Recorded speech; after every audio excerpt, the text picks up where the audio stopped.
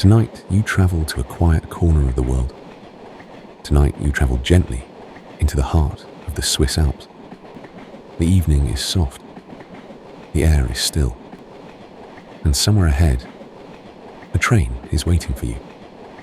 Close your eyes for a moment. Take a slow breath in and let the world you have been carrying today begin to fall away. You are in Zermatt, a small Alpine town nestled deep within the mountains of Switzerland, cradled on all sides by peaks that rise so high they seem to lean gently toward the stars. It is evening here, a quiet, unhurried evening. The sky above the town has shifted into a deep, velvety blue. Not quite night, not quite dusk. That soft in-between hour when the world seems to pause and hold its breath. A few pale stars have begun to appear. Faint at first, then slowly, one by one, a little brighter. You are standing on a cobblestone street near the centre of the village. The stones beneath your feet are smooth and cool, worn gently by many years of quiet footsteps. You look down for a moment and notice the way the last light of evening catches the surface of the cobblestones, giving them a faint silver sheen. It is a beautiful thing to notice. The village of Zermatt is calm tonight. The shops along the street have begun to close for the evening, their warm amber light glowing softly behind frosted windows. You pass a small bakery, its wooden shutters drawn, and catch the faintest trace of something warm and sweet still drifting through the cold Alpine air. Bread. Or perhaps something spiced. Something that reminds you of warmth and comfort and quiet kitchens. You breathe it in slowly. There is almost no sound here. The town has settled into its evening stillness. Occasionally, far away, you hear the soft crunch of footsteps on snow. The distant, gentle toll of a church bell marking the hour. And then silence again. A deep, comfortable silence. The kind of silence that does not feel empty. The kind of silence that feels full. You continue walking slowly along the street. There is no hurry tonight. No schedule pressing against you. Nowhere you need to be except exactly here. In this moment. In this gentle place. Your hands are tucked warmly into the pockets of your coat. Your scarf is wrapped softly around your neck. And the cold air touches your cheeks with a lightness that feels almost like a kindness. On either side of the street, the buildings of Zermatt stand quietly. Old wooden chalets with wide, sloping roofs dusted in snow. Window boxes, empty now in winter. The dark wood, smooth and worn.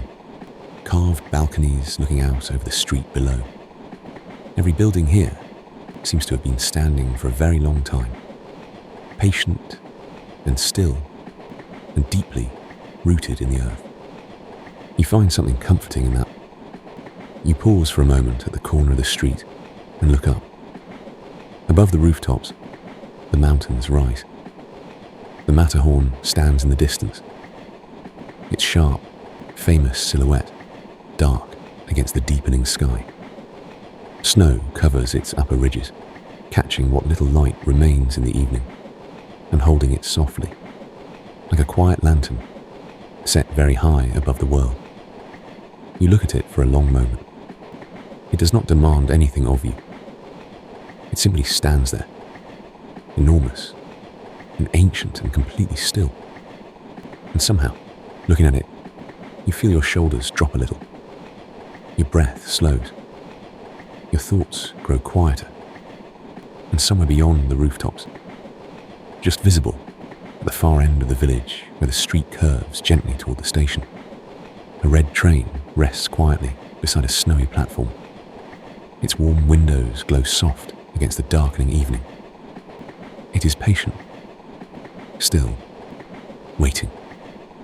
You begin walking again, turning gently down a narrow lane that slopes toward the edge of the village.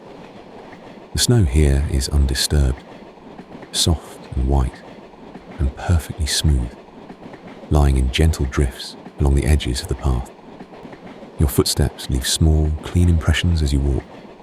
You notice the sound of your own breathing, in and out, slow and easy. At the end of the lane, a small wooden bench sits beside a low stone wall. Beyond the wall, the land opens up into a wide alpine meadow, entirely covered in snow, stretching quietly toward the dark tree line of a pine forest at the far edge. You sit down on the bench for a moment. The wood is cool and smooth beneath you. You rest your hands gently in your lap. From here, you can see the whole valley laid out before you. The village lights behind you. The open meadow ahead. The forest beyond. And above everything, the mountains standing in their quiet circle, holding the valley like cupped hands. A light wind stirs, soft and cold. It moves through the pine trees at the forest edge, with a sound like a long, slow exhale. Then it passes, and stillness returns. You sit with that stillness for a little while. There is nothing you need to do right now, nothing you need to think about or solve or remember. The evening holds you gently, and you let it. A single light flickers on in a chalet window across the meadow, warm and amber and small in the distance. Someone settling in for the night, a lamp switched on in a quiet room. You watch it for a moment. It feels like a small, peaceful thing.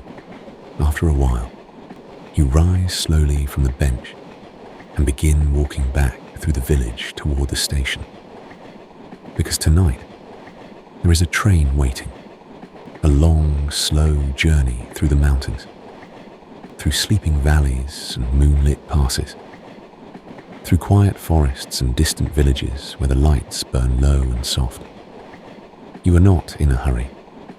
The train will be there when you arrive, and when you board it, the mountains will carry you gently, slowly, deeper into the night. The cobblestones carry your footsteps softly as you walk. The stars above Zermatt grow a little brighter, and the evening folds itself around you like something warm and familiar. The journey is just beginning.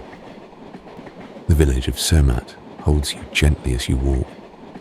The evening has deepened a little since you sat on the bench, and the streets ahead lead you, slowly, toward the station. You are walking through the heart of Zermatt now. The cobblestone streets wind ahead of you in gentle curves, passing beneath the warm glow of old iron lanterns mounted along the walls of the buildings. Each lantern casts a soft circle of amber light onto the snow below. The snow on the ground is clean and undisturbed along the edges of the path. In the center of the street, it has been worn smooth by the quiet passing of the day. But along the walls and beneath the window ledges, it lies in soft, untouched drifts, shaped gently by the wind into small curved forms. You notice how beautiful it looks, simple and still and perfectly white. You pass beneath one of the iron lanterns and pause for a moment. The light falls warmly across your shoulders.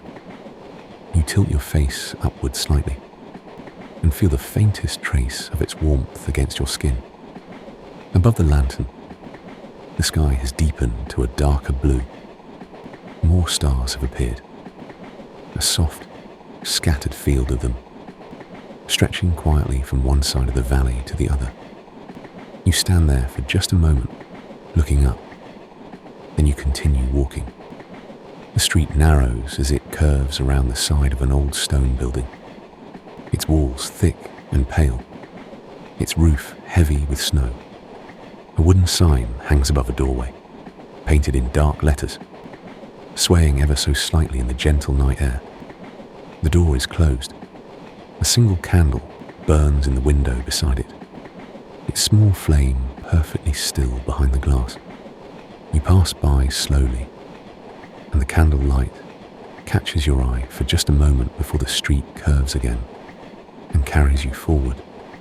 Further along, a narrow stone bridge crosses a small mountain stream.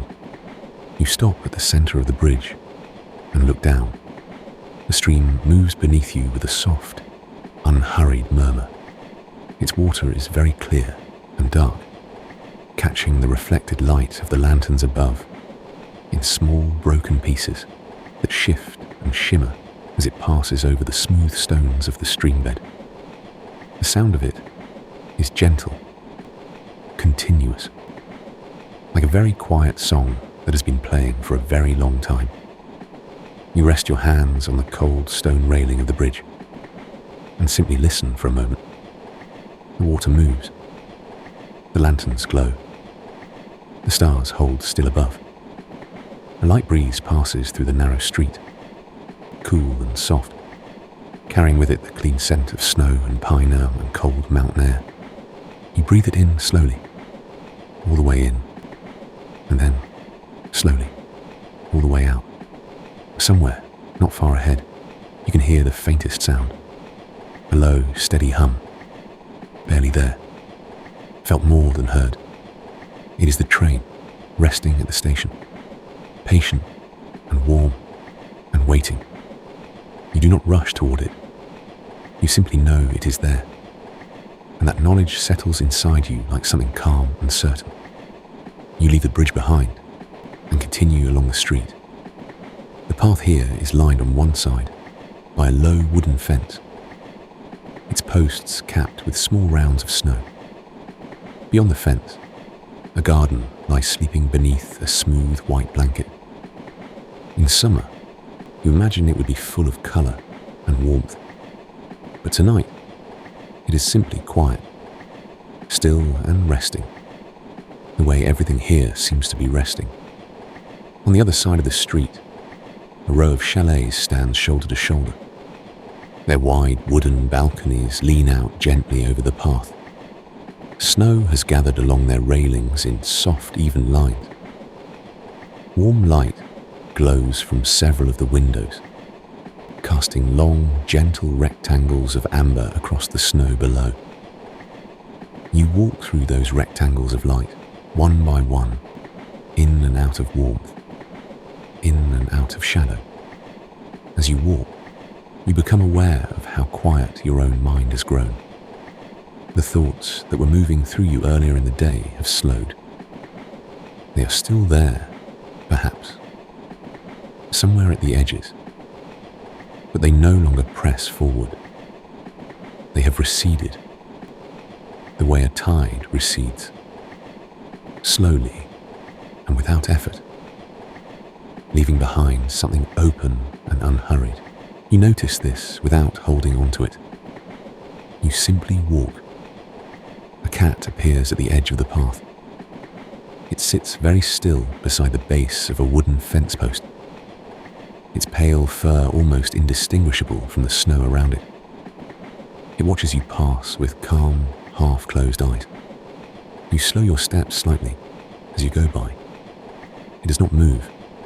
It simply watches, peaceful and unhurried, and entirely at ease in the cold night air. You smile softly to yourself and continue on. The street begins to widen slightly as you approach the lower part of the village.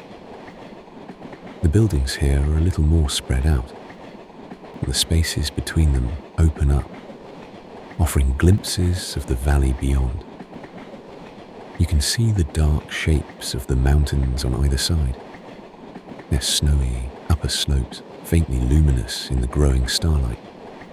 And ahead, at the end of the widening street, you can see the soft glow of the station, warm light spilling from its windows onto the snow of the platform outside. The red train resting quietly alongside. You do not hurry. You let the street carry you forward at its own pace. Step by step, the cobblestones smooth beneath your feet, the cold air soft against your face.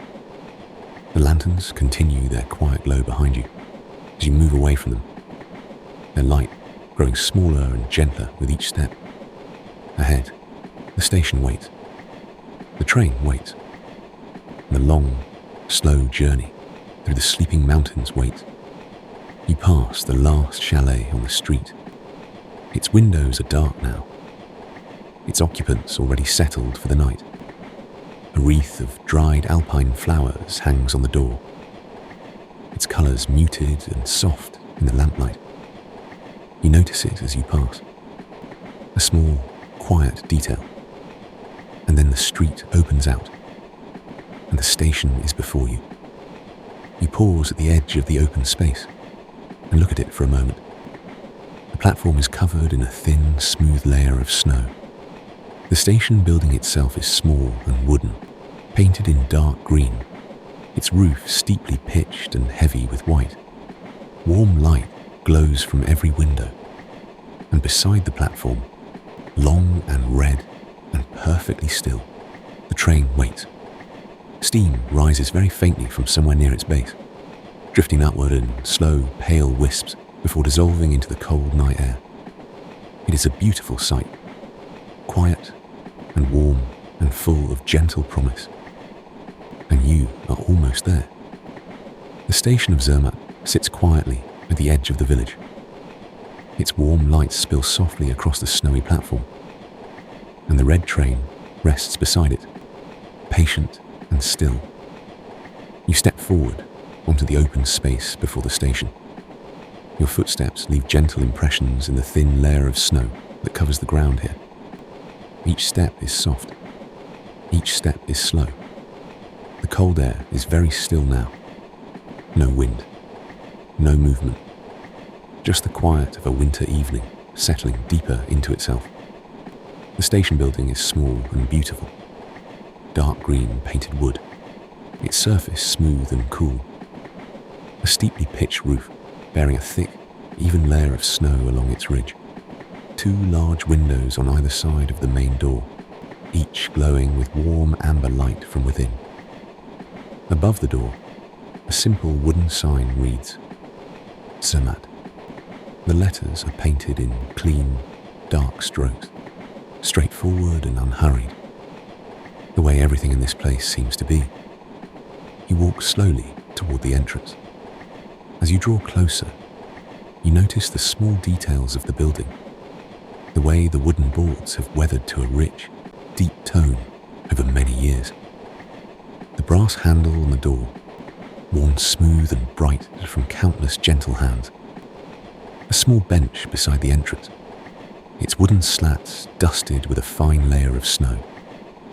You pause beside the bench for a moment. Nobody is sitting on it tonight. It simply rests there, open and patient, the way a bench beside a quiet station always does. You push open the door gently and step inside. The warmth of the waiting room wraps around you immediately. Not a sharp or overwhelming warmth. A gentle warmth.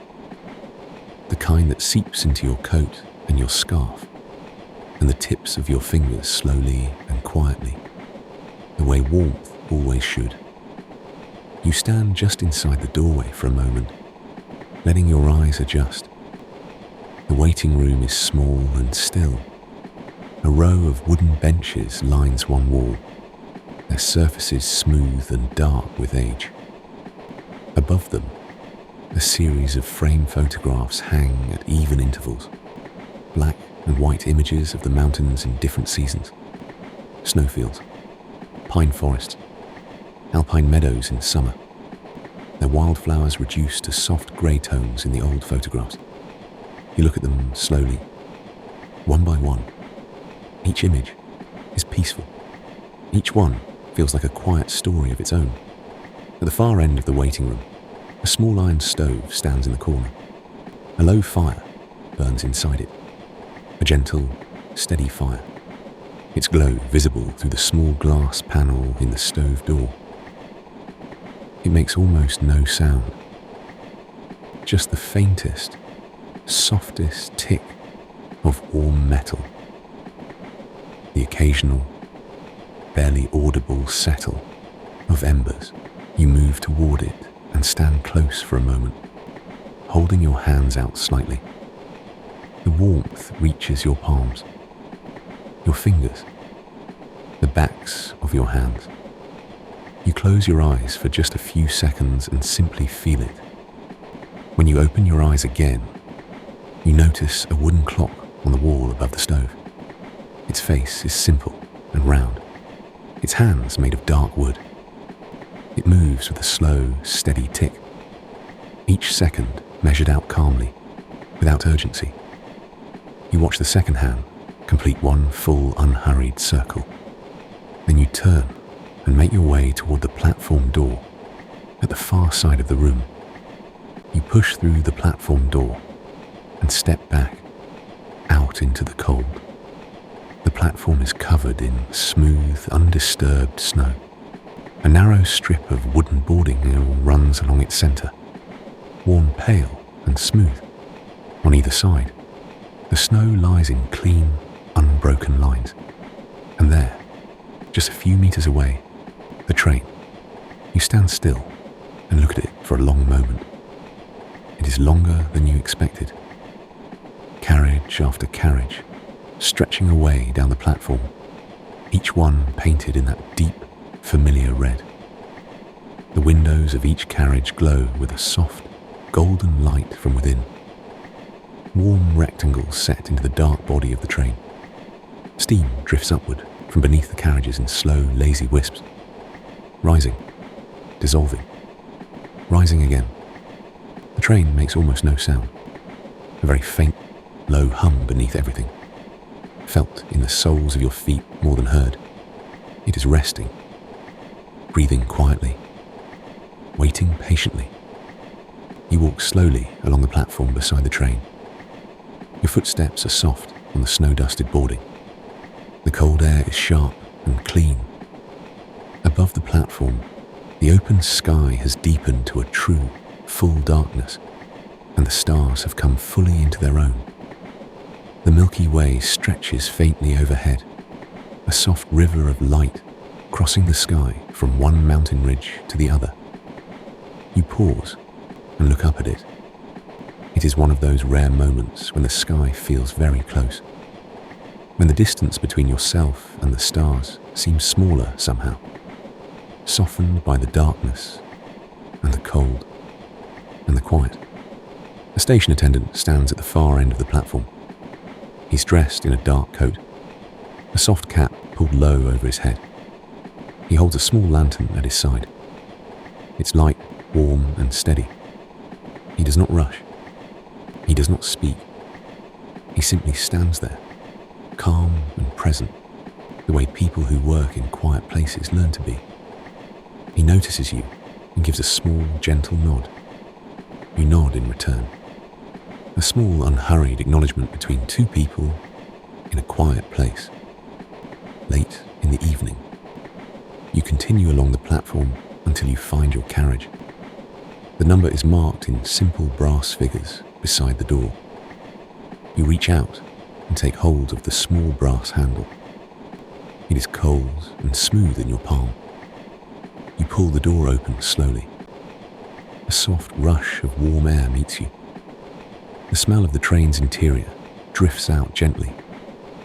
Wood and warm upholstery, and something faintly sweet, like the remnant of tea brewed somewhere down the corridor earlier in the evening. You stand in the doorway for just a moment, one foot on the platform and one on the step of the train. Behind you, the village of Zermatt rests in its quiet. The lanterns glow softly along the distant streets. The chalet windows burn amber and low. The mountains stand in their dark circle around everything, enormous and still, and endlessly patient. You take one last, slow breath of the cold mountain air, clean and sharp and pure, the way Alpine air always is. You let it fill you completely, and then you step up into the train. The door closes softly behind you. The warmth of the carriage settles around your shoulders. And somewhere ahead, the long, quiet mountains wait. The journey is about to begin. You're inside the train now. The door has closed softly behind you, and the warmth of the carriage holds you gently. You stand for a moment in the narrow corridor of the carriage. The walls on either side are panelled in warm, dark wood, smooth and rich, with a faint grain running through it that catches the light in long, quiet lines. Small brass light fixtures are mounted along the upper wall, each one casting a soft, low glow.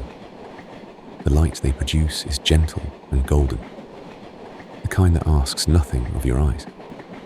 Beneath your feet, the floor of the corridor is covered in a deep burgundy carpet. It is thick and soft, and your footsteps make almost no sound as you move slowly along the corridor toward your compartment. You run one hand lightly along the wooden panelling as you walk. It is smooth and slightly warm from the heat of the carriage.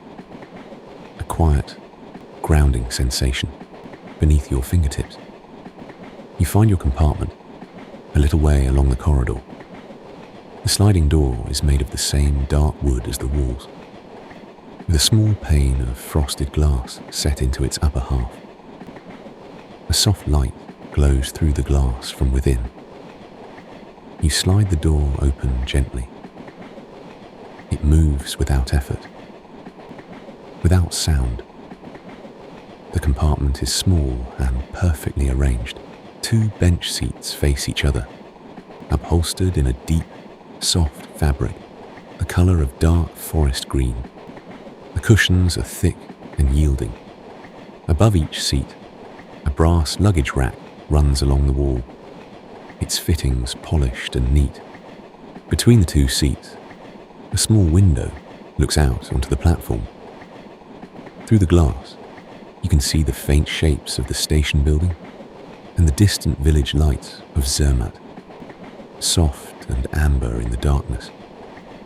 You step inside and slide the compartment door closed behind you. The sound of the corridor disappears entirely. The compartment holds its own small silence now. Just the faintest hum of the train beneath everything, and the barely audible tick of a small brass clock mounted on the wall above the door. You stand still for a moment and simply feel the quietness of it. You remove your coat slowly. First one arm, then the other. You fold it carefully and place it on the luggage rack above your seat. Then your scarf, unwound gently from your neck and folded beside your coat. The simple act of removing them feels like setting down something heavier than just fabric. You settle down onto the seat. The cushion receives you softly. You shift once, settling deeper, finding the natural comfort of the seat beneath you. You lean your head back gently against the seat. Above you, the brass light fixture glows with its steady, golden warmth. You look at it for a moment without thinking anything particular. Just looking, just being here in this small, warm room, on this quiet train at the edge of the sleeping village. On the seat opposite you, a folded blanket has been left for the journey. It is thick and soft, a deep cream colour with a narrow border of dark blue along its edges. You reach across and take it, unfold it slowly, and draw it across your lap and up over your knees. The weight of it is gentle and reassuring. You settle back again. Outside the window, the platform is very still. You can see the station attendant in the distance, standing quietly at the far end of the platform with his lantern. His small light burns steadily in the cold air. Further beyond him, the rooftops of Zermatt rise in dark, snowy silhouettes against the night sky. A few warm lights still glow from windows here and there. The village is settling, quieting, beginning to sleep. You watch it through the glass for a little while. There is something deeply peaceful about watching a village from a train window.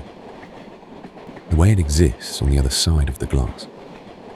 Separate and still, like a painting that breathes. The amber lights of the chalets, the dark shapes of the rooftops, the faint outline of the mountains above everything, barely distinguishable from the sky. A soft knock at the compartment door. You turn to see a figure through the frosted glass. The door slides open gently, and a train attendant leans in with a quiet, unhurried manner. She is dressed neatly in a dark uniform, her expression calm and warm. She asked, in a soft voice, whether you would like anything before departure. Tea, perhaps, or simply to be left in peace. You smile gently and ask for tea. She nods once and slides the door closed again without a sound. You turn back to the window. Outside, a few small flakes of snow have begun to fall. They drift down through the cold air with no urgency at all, turning slowly, catching the light of the platform lamps as they descend. Some of them settle on the outside of your window, tiny and intricate and perfectly formed for just a moment before they melt against the warmer glass. You watch them fall, one, then another, then several at once, drifting softly through the lamplight. The compartment door slides open again, and the attendant returns. She carries a small tray. On it, a ceramic cup of tea, its surface steaming gently. Beside it, a small folded napkin and a single thin biscuit on a white saucer. She sets the tray on the narrow shelf beside your window with the careful, unhurried movements of someone who has done this many times and finds a quiet satisfaction in doing it well. She gives a small nod and withdraws again. You wrap both hands around the ceramic cup. The warmth of it moves through your palms and into your fingers slowly. You lift it and take a small, careful sip. The tea is gentle, lightly floral, something alpine and soft, like a meadow distilled into a warm drink. You hold the cup in both hands and look out at the falling snow. The platform outside has grown very still. The snow continues to fall, softly and without sound. The station attendant at the far end of the platform has not moved. His lantern burns on, small and steady in the winter dark. And then, very gently, almost imperceptibly at first, you feel something shift beneath you, the faintest tremor moving through the floor of the carriage. The train is waking, not with a jolt or a lurch. Nothing so sudden as that. Simply a deepening of the hum beneath your feet. A slow gathering of intention, the carriages settling into themselves, preparing. You set your teacup down gently on its saucer. You draw the blanket a little higher over your lap, and you look out the window as the platform begins, very slowly, very quietly, to slide away. The station building drifts past, then the bench by the entrance, then the last of the platform's lamplight, and then there is only the open darkness of the Alpine night and the soft reflection of your own compartment in the window glass, and the snow falling gently, endlessly, in the beam of the train's quiet light. The journey has begun. The train moves now. Slowly and quietly, it carries you away from Zermatt, and the mountains open up ahead. You watch through the window as the last lights of the station disappear behind you. They shrink slowly, gently, growing smaller and softer with each passing moment, until they are just faint points of amber in the darkness. And then they're gone. The train moves at a walking pace through the edge of the village. You can still see the shapes of the chalets on either side of the track, the dark rooftops heavy with snow, their windows mostly dark now, the village deep in its evening rest. Occasionally, a single warm light burns in an upper window, small and quiet. Someone still awake in the lateness of the night. You watch each one pass and feel something gentle toward them. Those small, warm lights in sleeping houses. The train does not rush. It moves with a calm, unhurried rhythm, its wheels finding the rails with a soft, steady cadence. A gentle rocking begins, side to side, barely perceptible at first, then settling into a slow, even motion that moves through the carriage like a lullaby, felt rather than heard.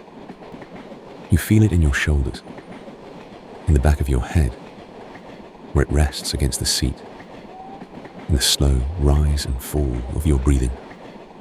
Outside, the last buildings of Zermatt fall away. The track curves gently to the right, and suddenly there is open space on both sides. The wide Alpine valley spreading out in the darkness, its floor covered in a deep, unbroken layer of snow that seems almost to glow faintly beneath the stars. You press your face a little closer to the glass and look out. The valley is immense and silent. Dark mountain slopes rise on either side, their upper reaches lost in the night sky. And above them, stars, more stars than you can count, spread in their ancient, unhurried patterns across the darkness. Your teacup sits on the shelf beside you, still faintly warm. You pick it up and take another small sip. The tea has cooled a little, but it is still gentle and soft. You hold the cup in both hands and look out at the valley, moving slowly past. The snow on the valley floor catches the moonlight in long, pale sweeps. Here and there, a dark cluster of pine trees breaks the whiteness, their shapes soft and rounded under their coverings of snow. The train crosses a small bridge. You feel the slight change in the sound beneath you as the wheels move from solid ground to the bridge's span. A faint hollowness in the rhythm for just a moment. Then the ground returns, and the steady cadence resumes. Below the bridge, a river moves through the valley. You catch just a glimpse of it in the darkness. Dark water moving quietly between snow-covered banks, its surface catching a thin thread of moonlight as it curves away into the distance. You set your teacup down and let your hands rest in your lap beneath the blanket. The blanket is warm now, holding the heat of your body gently. You shift your position slightly, settling deeper into the cushioned seat. Your head finds a comfortable angle against the headrest. Your eyes are soft, not heavy yet, but soft, resting easily on the moving darkness outside the window without needing to focus on anything in particular. The train rounds another gentle curve. Ahead, the valley narrows slightly, and the mountains draw a little closer on either side. Their slopes rise steeply from the valley floor, dark and enormous, dusted with snow that catches the faint light and holds it in long, pale veins running down through the rock. You look up at them as the train passes beneath. They are so large, so old, so completely unhurried in the way that only mountains can be. And yet, there is nothing cold or unwelcoming about them tonight. They simply stand, as they have always stood, holding the valley in their quiet embrace. A few snowflakes drift past the window, not many, just a handful, floating sideways through the beam of the train's light. They move so slowly, they seem almost suspended in the air, rather than falling through it. You watch them without thinking, just watching, just being here, in this warm compartment, on this quietly moving train, while the Alps pass slowly, outside the glass. The rhythm of the train has settled now into something deeply familiar, a soft, regular rocking, the low hum of the wheels on the rails, The faint creak of the carriage settling around each gentle curve. These sounds and sensations layer together into something that feels like travel and more like rest, like being carried, like being held. You become aware of how completely your body has released itself into the seat.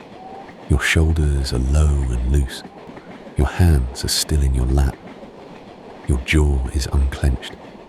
Your breathing has slowed to something long and easy and entirely natural. Outside, the valley continues to move past in the darkness.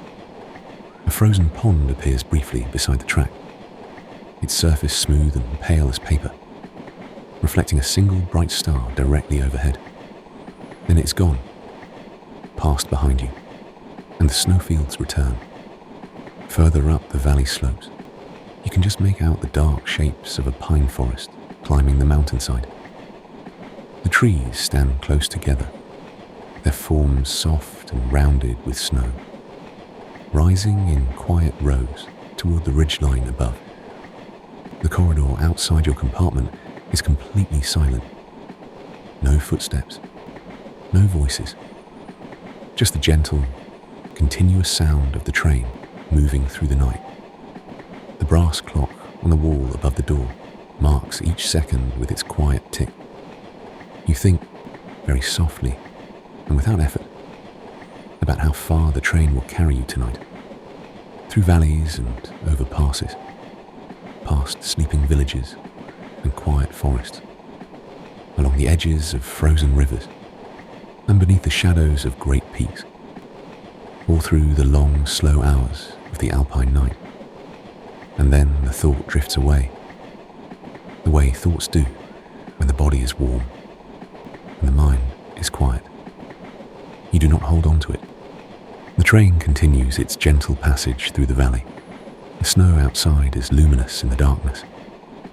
The mountains stand on either side, enormous and still. The stars hold their positions above, patient and bright, and the carriage rocks you, slowly, evenly, without interruption. Your eyes rest on the window, on the dark shapes moving past, on the occasional glimmer of moonlight on snow, and your breathing slows a little more, and the night deepens, and the train carries you on, quietly, gently, into the mountains. The train moves deeper into the valley now. The mountains on either side have grown taller, and the night has grown quieter still. You are settled fully into your seat now. The blanket lies warm across your lap and legs. Your hands rest gently, one over the other, in the soft folds of the fabric. Your head is tilted slightly toward the window, and the darkness outside moves past in long, slow shapes. You are not thinking about anything in particular. You are simply here. The valley has widened since the train left Zermatt. On either side, the snow-covered floor stretches away from the track in broad, open sweeps before meeting the rising slopes of the mountains. The snow is very pale tonight, almost luminous, catching the light of the moon and holding it in a soft, even glow that seems to come from the ground itself rather than from above. It is a beautiful thing to move through. The moon has risen higher now.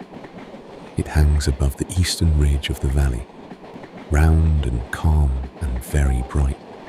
Its light falls across the snowfields in long, clean lines, casting faint blue shadows where the ground rises and dips in gentle undulations. You look at the moon through the window for a moment. It moves slowly past the frame of the glass as the train curves through the valley. Then, a ridge of dark pine trees passes between you and it, and for a moment the moon is gone. Then the trees thin, and it reappears, just as bright and calm as before. The pine forests on the valley slopes have grown denser as the train has moved further from the village. They climb the mountainsides in dark, close-packed rows, their forms rounded and heavy, under their coverings of snow. From the train window, they look soft, almost like a texture, rather than individual trees. A deep, dark softness laid against the white of the snow and the pale grey of the rock above. Here and there, a gap in the forest opens up, and through it, you can see the steep upper slopes of the mountain, bare and white, and very high against the night sky. The train crosses another bridge. This one is longer than the last. You feel the change in the sound beneath you, that hollow resonance of the wheels on the bridge span, and you look out the window to see the valley floor dropping away below. A river runs along the bottom of the shallow gorge beneath the bridge, its dark water catching the moonlight in broken, shifting pieces.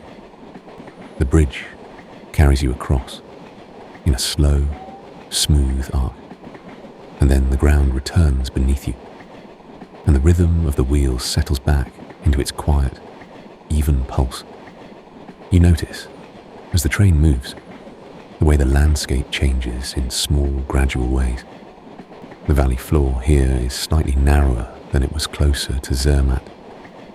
The mountains on either side feel a little nearer. The pine forests on the slopes have climbed higher, reaching almost to the snowfields above the tree line, and the silence outside feels deeper. Further from the village, the night has a quality of stillness that is different from the stillness of inhabited places. It is older, more settled. The silence of a landscape that has been quiet for a very long time. A small frozen lake appears beside the track. It lies perfectly flat and still, its surface a smooth expanse of pale ice, reflecting the moon in one clean, unbroken circle of light. Around its edges, a fringe of snow-covered reeds stands in a low, gentle border. The train passes slowly alongside it. You watch the reflected moon move across the lake's surface. As the angle of your view shifts, it slides from the center of the lake toward the far edge, and then the reeds pass in front of it, and then the lake is gone behind you. But the image of it stays with you for a moment, that perfect circle of moonlight on still ice. The carriage rocks gently around a long, slow curve. You feel the slight lean of it, the body of the train tilting just a degree or two as the track bends through the valley. It is a smooth, easy motion, like the turn of a slow dance. Then the track straightens again, and the carriage settles level once more. Your body follows these movements without any effort at all, rocking slightly, settling, rocking again, the way a boat moves on a calm and windless sea. Outside, a cluster of farm buildings sits at the edge of the valley floor. Low stone walls enclosing small yards filled with snow. A barn with a wide, dark roof. A farmhouse with a single light burning in one downstairs window. Warm and amber, and very small in the vast whiteness of the valley. The train passes it in a few quiet seconds. You watch the light in the farmhouse window as it goes. A small flame, keeping its quiet vigil in the sleeping valley. And then it is past, and the open snowfields return. You let your eyes drift from the window for a moment and look around your compartment. The brass light above glows its steady gold. The dark wood panelling holds its warm tone. The cream blanket lies across your lap, smooth and still. The small brass clock on the wall marks its quiet second. Everything in this small space is exactly as it should be. Nothing missing, nothing out of place. A perfect, self-contained world of warmth and stillness, moving gently through the Alpine night. You become aware again of the rhythm of the train. It has not changed. It is the same steady, gentle pulse it has been since the moment the train left the station. But now, deeper into the journey, It feels more present somehow, more intimate, like a heartbeat that has been there all along, and you're only now beginning to truly hear it. The wheels on the rails, the soft rock of the carriage, the low hum beneath everything. You breathe in time with it, almost without meaning to. In and out, slow and even. Ahead, the valley curves again, and the mountains on the eastern side catch the full light of the moon. Their upper slopes are brilliant white, smooth and vast, sweeping upward in long, clean lines to the ridgeline above. The snow up there is undisturbed. No trees, no rocks visible.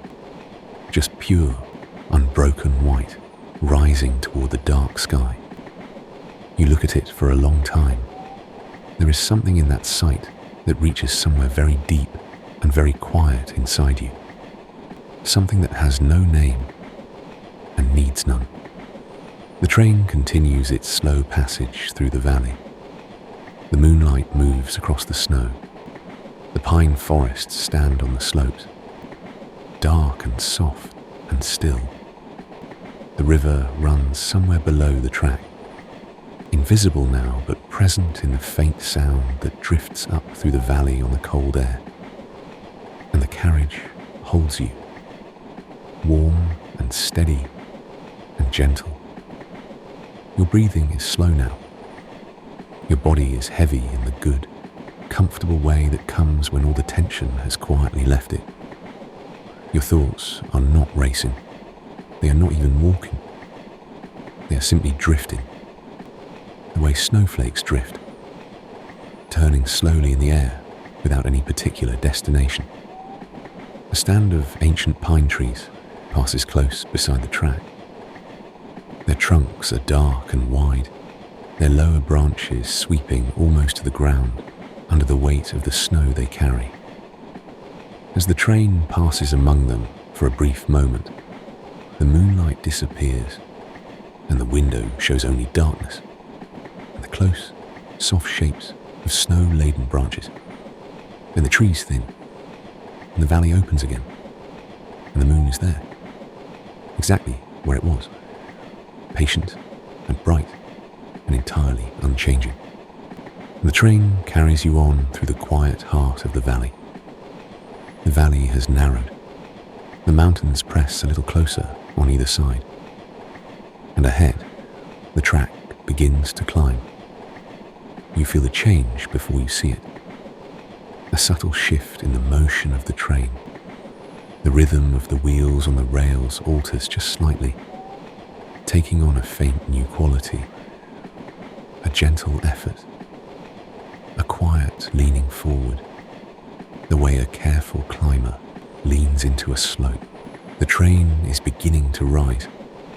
Outside the window, the valley floor has drawn closer to the track on either side. The broad, open snowfields of the lower valley have given way to something narrower and more defined. The ground here is shaped by the mountains more directly. Rocky outcroppings push up through the snow in dark, angular forms. The pine forests on the slopes descend closer to the track, their lower branches almost level with your window as the train moves between them. Everything feels a little more intimate or a little more enclosed. Not uncomfortably so, just closer, like moving from a wide open room into a smaller, quieter one. The track curves and rises through a series of long, gradual bends. Each curve reveals a new angle of the valley ahead, a new arrangement of mountain and sky and snow. You watch the views unfold through your window with the slow, unhurried attention of someone who has nowhere else to be. A dark cliff face appears on the left side of the track, its surface streaked with thin lines of ice that catch the moonlight in pale, vertical gleams.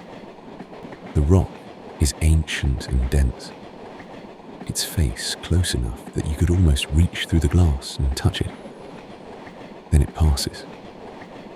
The valley opens briefly again, and you see the track curving ahead across the mountainside, like a thin, deliberate line drawn through the white. The first bridge comes without warning. One moment the track is running along the valley floor, and the next, the ground simply falls away on both sides, and you are suspended in the air above a deep, narrow gorge. You look down through the window. Far below, a river runs between steep rock walls, its dark water moving fast and white where it tumbles over rocks. The gorge is narrow and deep, its walls dropping straight down into shadow. The bridge is made of stone, old, dark stone. Its arches broad and low, worn smooth by many decades of wind and weather. You can see the top of one arch curving away beneath the train as it crosses, its surface dusted with a thin layer of snow that clings to every horizontal ledge and projection.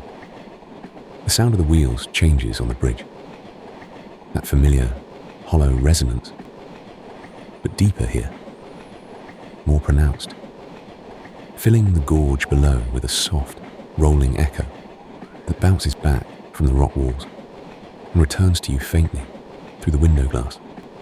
And then, the bridge is behind you. The ground rises up on either side again, solid and snow-covered. And the rhythm of the wheels settles back into its quiet, familiar pulse. You release a breath you had not quite realized you were holding, not from tension, simply from the absorbed attention of watching something beautiful. The train continues its steady climb. The gradient is gentle but continuous. You can feel it in the slight tilt of everything in the compartment, your teacup on its shelf, the fold of the blanket across your lap, the barely perceptible sense of leaning that the body registers without the mind needing to name it. Outside, the landscape has become more dramatic without becoming less peaceful. The mountains here are closer and steeper than in the lower valley.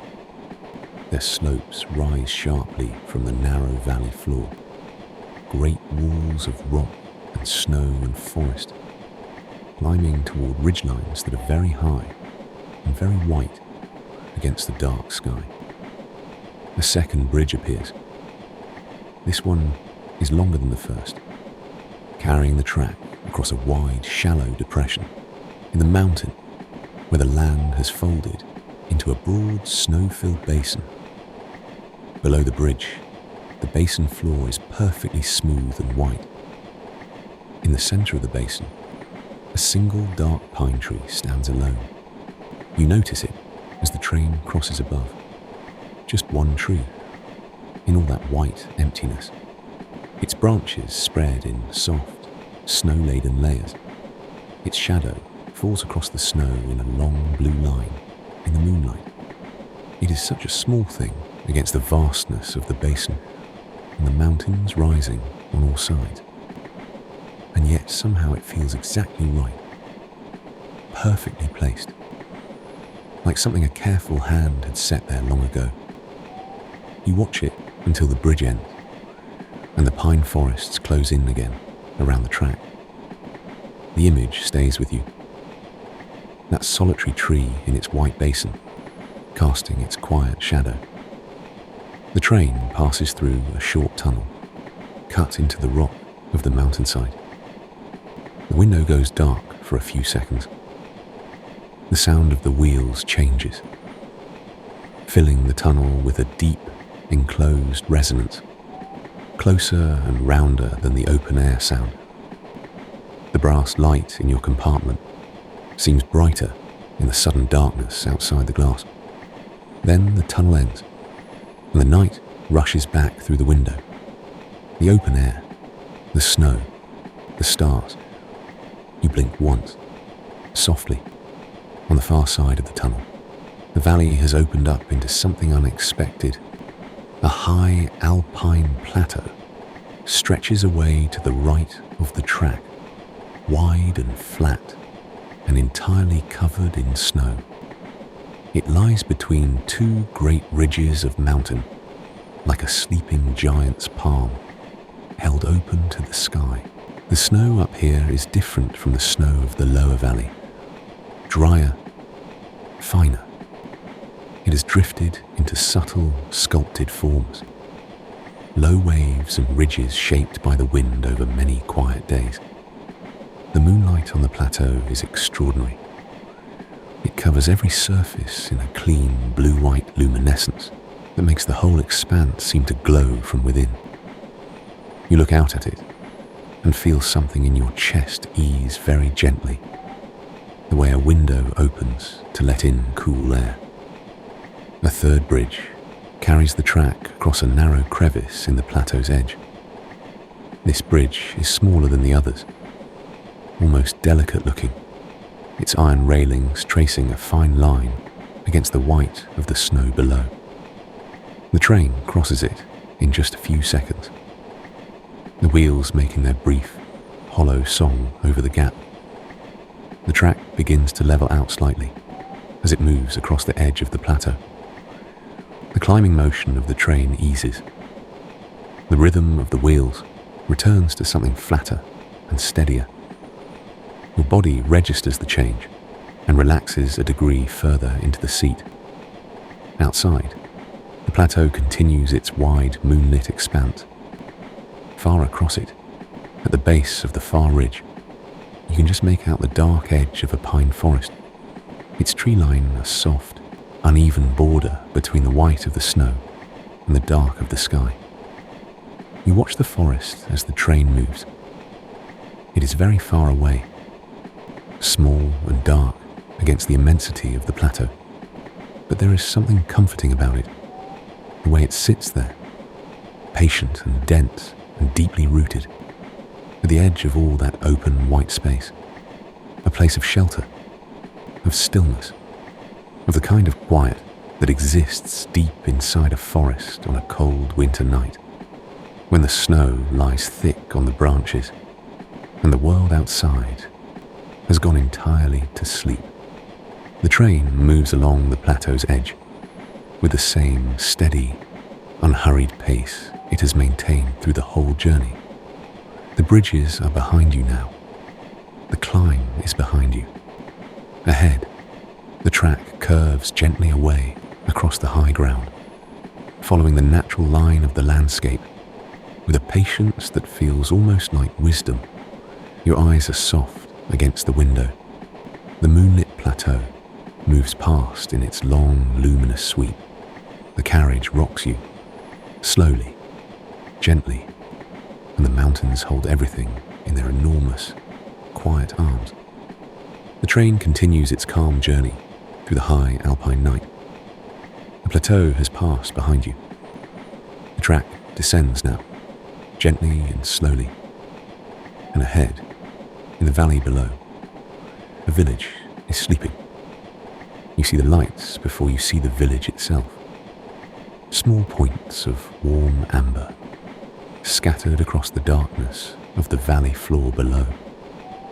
They appear gradually as the train rounds a long, slow curve on the descending track, revealing themselves one by one through the window like quiet stars that have settled to the ground. You lean forward just slightly in your seat, not from urgency, simply from the gentle pull of curiosity that a cluster of lights in a dark valley always create. The train descends toward the village with the same unhurried patience it has carried through the whole journey. The gradient here is easy and smooth.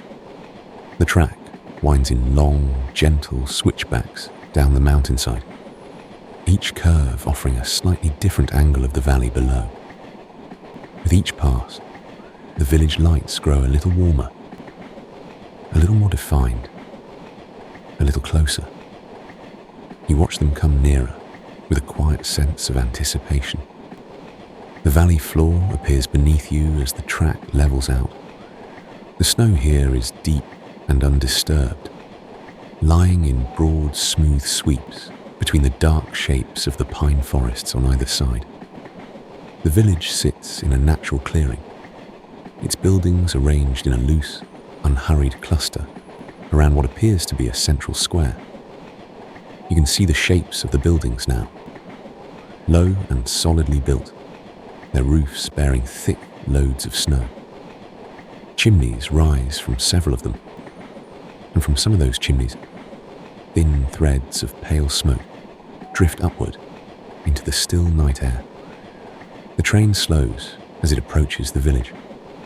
You feel the change in its rhythm, the wheels turning a little more quietly, the rocking of the carriage settling into something slower and more deliberate.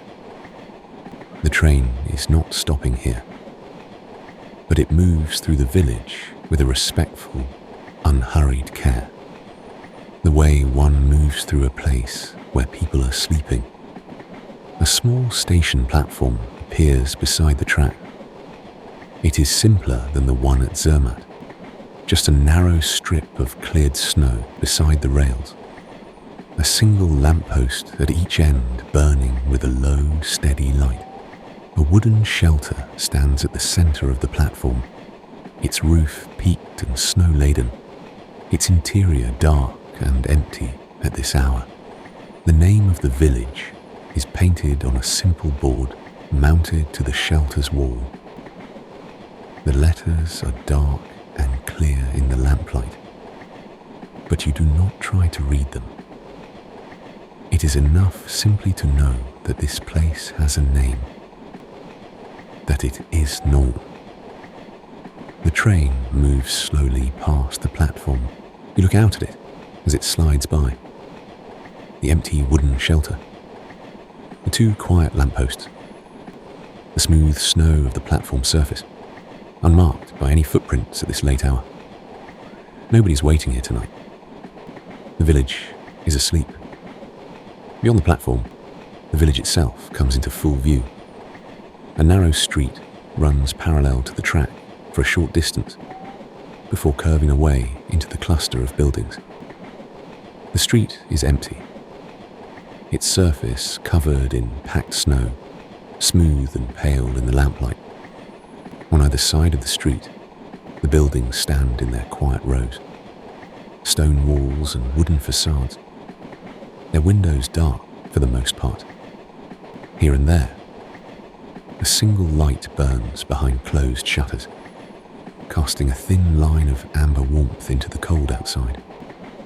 You look at those lit windows as the train passes, one above a doorway, where someone has left the porch light burning through the night, one on an upper floor, very faint, perhaps a nightlight in a child's room, one at ground level in what might be a small inn, its warm glow falling across the snow of a small courtyard outside.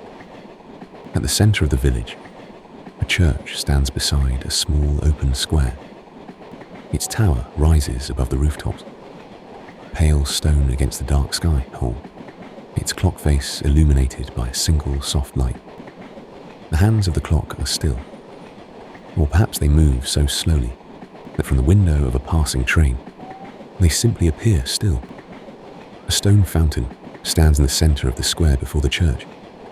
In summer, it would be running, its water catching the light.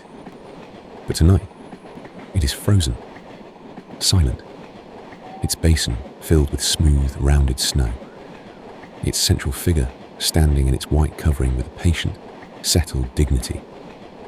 You watch the church and the square as they pass. Something about the sight of a village square at night, empty and still and faintly lit, reaches a very quiet place inside you. The fountain, the church tower, the dark windows of the surrounding buildings, the snow lying undisturbed across the cobblestones, a place that holds its daily life in memory, while the night passes over it. The train moves beyond the square and continues along the edge of the village. A row of garden walls passes close beside the track, old stone walls, their tops rounded with snow, enclosing small yards where winter has settled over everything. A bare apple tree stands in one yard, its branches holding small caps of snow at their tips, each one balanced delicately in the still air. You notice the apple tree as it passes. Its branches are intricate and dark against the pale sky, each small branching, each twig, all of it dusted in white. A dog lies curled on the doorstep of one of the houses. It is large and pale, its coat thick enough that it seems perfectly comfortable in the cold. It does not lift its head as the train passes. It simply lies there, deeply asleep, entirely unbothered by the quiet movement of the train nearby. You feel something warm toward that sleeping dog. Something about its absolute ease in the cold night, its complete, uncomplicated comfort. The last houses of the village slip past the window. The buildings thin and then cease, and the open valley resumes on either side of the track. The pine forests close back in from both sides, their dark shape soft and dense in the moonlight. You turn and look back through the window for a moment. The village lights have already receded, small and warm and quiet in the darkness behind you, growing smaller with each passing second, held in their valley, in their sleep, in their winter stillness. You settle back into your seat. The blanket is warm across your lap. The compartment is still and golden. The rhythm of the wheels has returned to its open, easy cadence now that the village is past. You think, very gently, about the people sleeping in those houses, in their warm beds, beneath their thick blankets, their dreams moving quietly through the long winter night, unaware of the train passing, unaware of you, watching their village from a warm compartment window in the dark. The thought is not a sad one. It is simply a quiet one. One of those small, passing reflections that arise naturally when the mind is at rest and the world outside is dark, and the motion of travel creates a gentle space for noticing things. You let the thought drift away, the way all thoughts drift eventually when you do not hold them. The valley ahead is open and white and very still. The pine forests stand on either side. The mountains rise above them, their upper slopes luminous in the moonlight. The stars hold their quiet positions in the deep sky overhead, and the train carries you forward, gently, steadily, without hurry, past the sleeping village and into the open night beyond. The mountains receive you quietly, and the journey continues. The village is behind you now. The valley has narrowed again, and on both sides of the track, the pine forest has drawn close. You are inside the forest now, not passing its edge, as you have done several times through the journey, but truly inside it, the track running through the heart of it, the trees pressing close on both sides, their dark forms rising tall and straight from the snow-covered ground and reaching upward to close the sky to a narrow ribbon of deep blue above.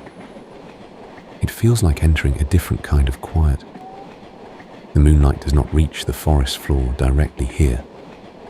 It filters down through the canopy in fragments. Thin, pale shafts falling between the branches and landing on the snow below, in small, scattered pools of silver light. The rest of the forest floor is in a deep, soft shadow, broken only by these quiet lanterns of filtered moonlight. You look out at them as the train moves. Each shaft of light holds its own small, perfect circle of illuminated snow. Then the train passes, and the angle shifts, and a new arrangement of light and shadow appears. The trees here are very old. You can tell by their size. Their trunks are wide and dark, their bark deeply furrowed, running in long vertical ridges from the snow at their base to the high branches above.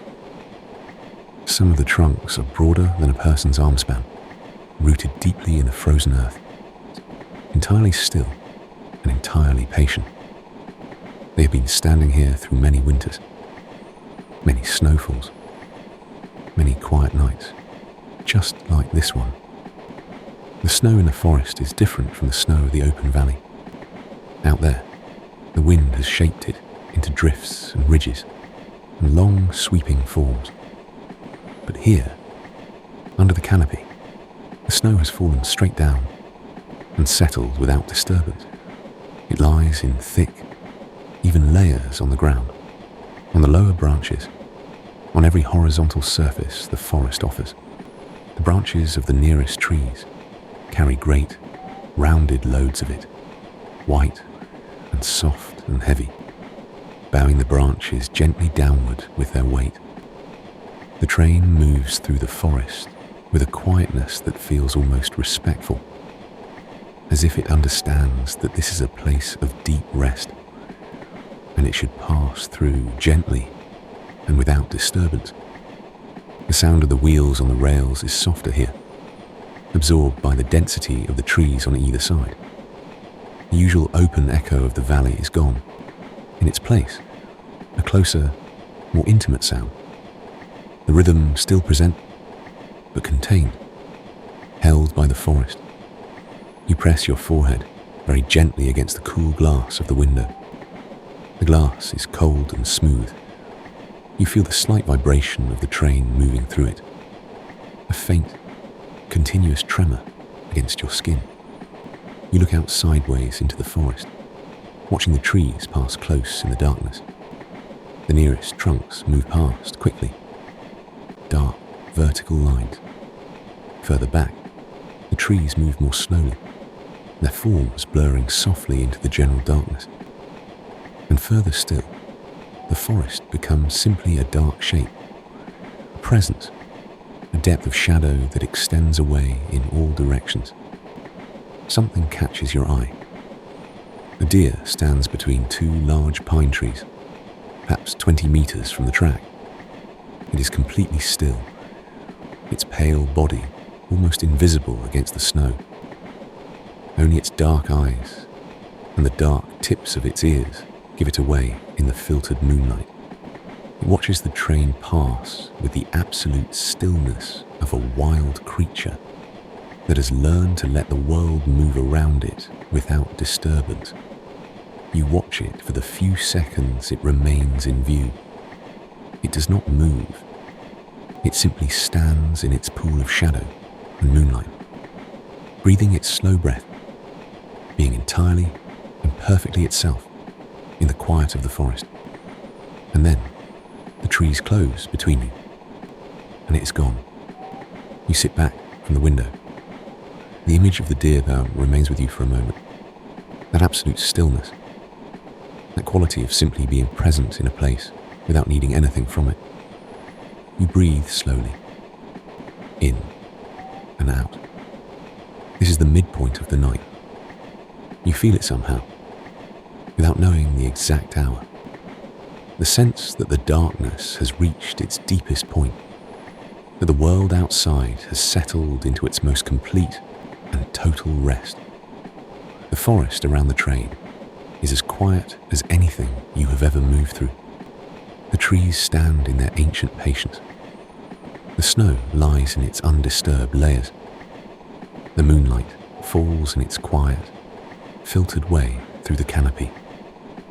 New details come to you slowly, one by one. The way the snow on the highest branches holds the moonlight like small, soft lanterns suspended in the darkness. The faint blue tint that the shadows between the trees carry. That particular blue of winter shadows on snow that exists nowhere else and in no other season. The absolute straightness of the old tree trunks, rising like dark columns from the white floor to the dark canopy above. Somewhere beyond the tree line to your right, you sense rather than see the presence of mountains. The forest does not reveal them here. The trees are too tall, the canopy too dense. But you know they are there. They're great, snow-covered peaks rising above the tree line in the darkness, their upper slopes lit by the moon in that brilliant, cold white that you have been watching through the whole journey. You carry that knowledge quietly, like a companion walking just out of sight. The forest thins slightly for a moment as the track crosses a narrow clearing. For just a few seconds, the sky opens up above you, and you see the stars again, brilliant and dense and very deep. The Milky Way still faintly visible, its soft river of light crossing the opening in the canopy from one dark tree line to the other. You look up at it through the window, then the forest closes back in, and the stars disappear behind the canopy, and you are back inside the deep, enclosed quiet of the trees. A narrow stream crosses beneath the track in a small culvert. You hear it rather than see it, a faint, liquid sound rising briefly above the rhythm of the wheels as the train passes over. Moving water, somewhere close beneath you, finding its way through the frozen forest floor. The sound of it is soft and clear and briefly present. Then it is gone, and the forest quiet returns. The train moves deeper through the pines. The compartment around you is warm and still. The brass light glows its steady gold. The blanket lies heavy and soft across your legs. Your breathing has found a rhythm that matches, almost perfectly, the slow rock of the carriage. Your eyes rest on the window without effort. The trees pass. The moonlight filters. The shadows shift. You are not thinking now, not in the way that thinking usually feels. There are no words forming, no plans being made, no memories surfacing with any urgency. There is simply this: the warmth of the compartment, the movement of the train, the dark, quiet forest outside the glass. Your body is heavy and comfortable and entirely at rest. Your hands are still. Your jaw is soft. Your breathing is long and slow and perfectly easy. The pine forest holds the train gently as it moves through. The old trees stand on either side, patient and tall and deep-rooted. The snow lies thick and undisturbed on the ground below them and on their wide, heavy branches above. And the moonlight continues to fall in its quiet, filtered way through the canopy, scattering its small silver pools across the snow of the forest floor, lighting the way through the darkness, softly, gently, without effort. And the train moves on, deeper into the quiet heart of the night. The forest has thinned behind you. The trees have parted, slowly and gently. And now the mountains are before you, fully revealed in the moonlight. You feel the opening before you see it, a gradual lightening beyond the window. The dense darkness of the forest interior giving way, slowly, to something wider and brighter.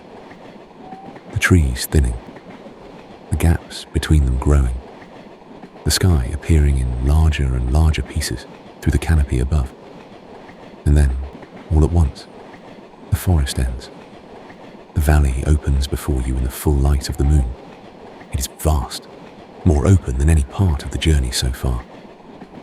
A wide, high Alpine basin stretching away in every direction, its floor covered in deep, undisturbed snow that catches the moonlight and holds it in one long, breathtaking sweep of blue-white luminescence.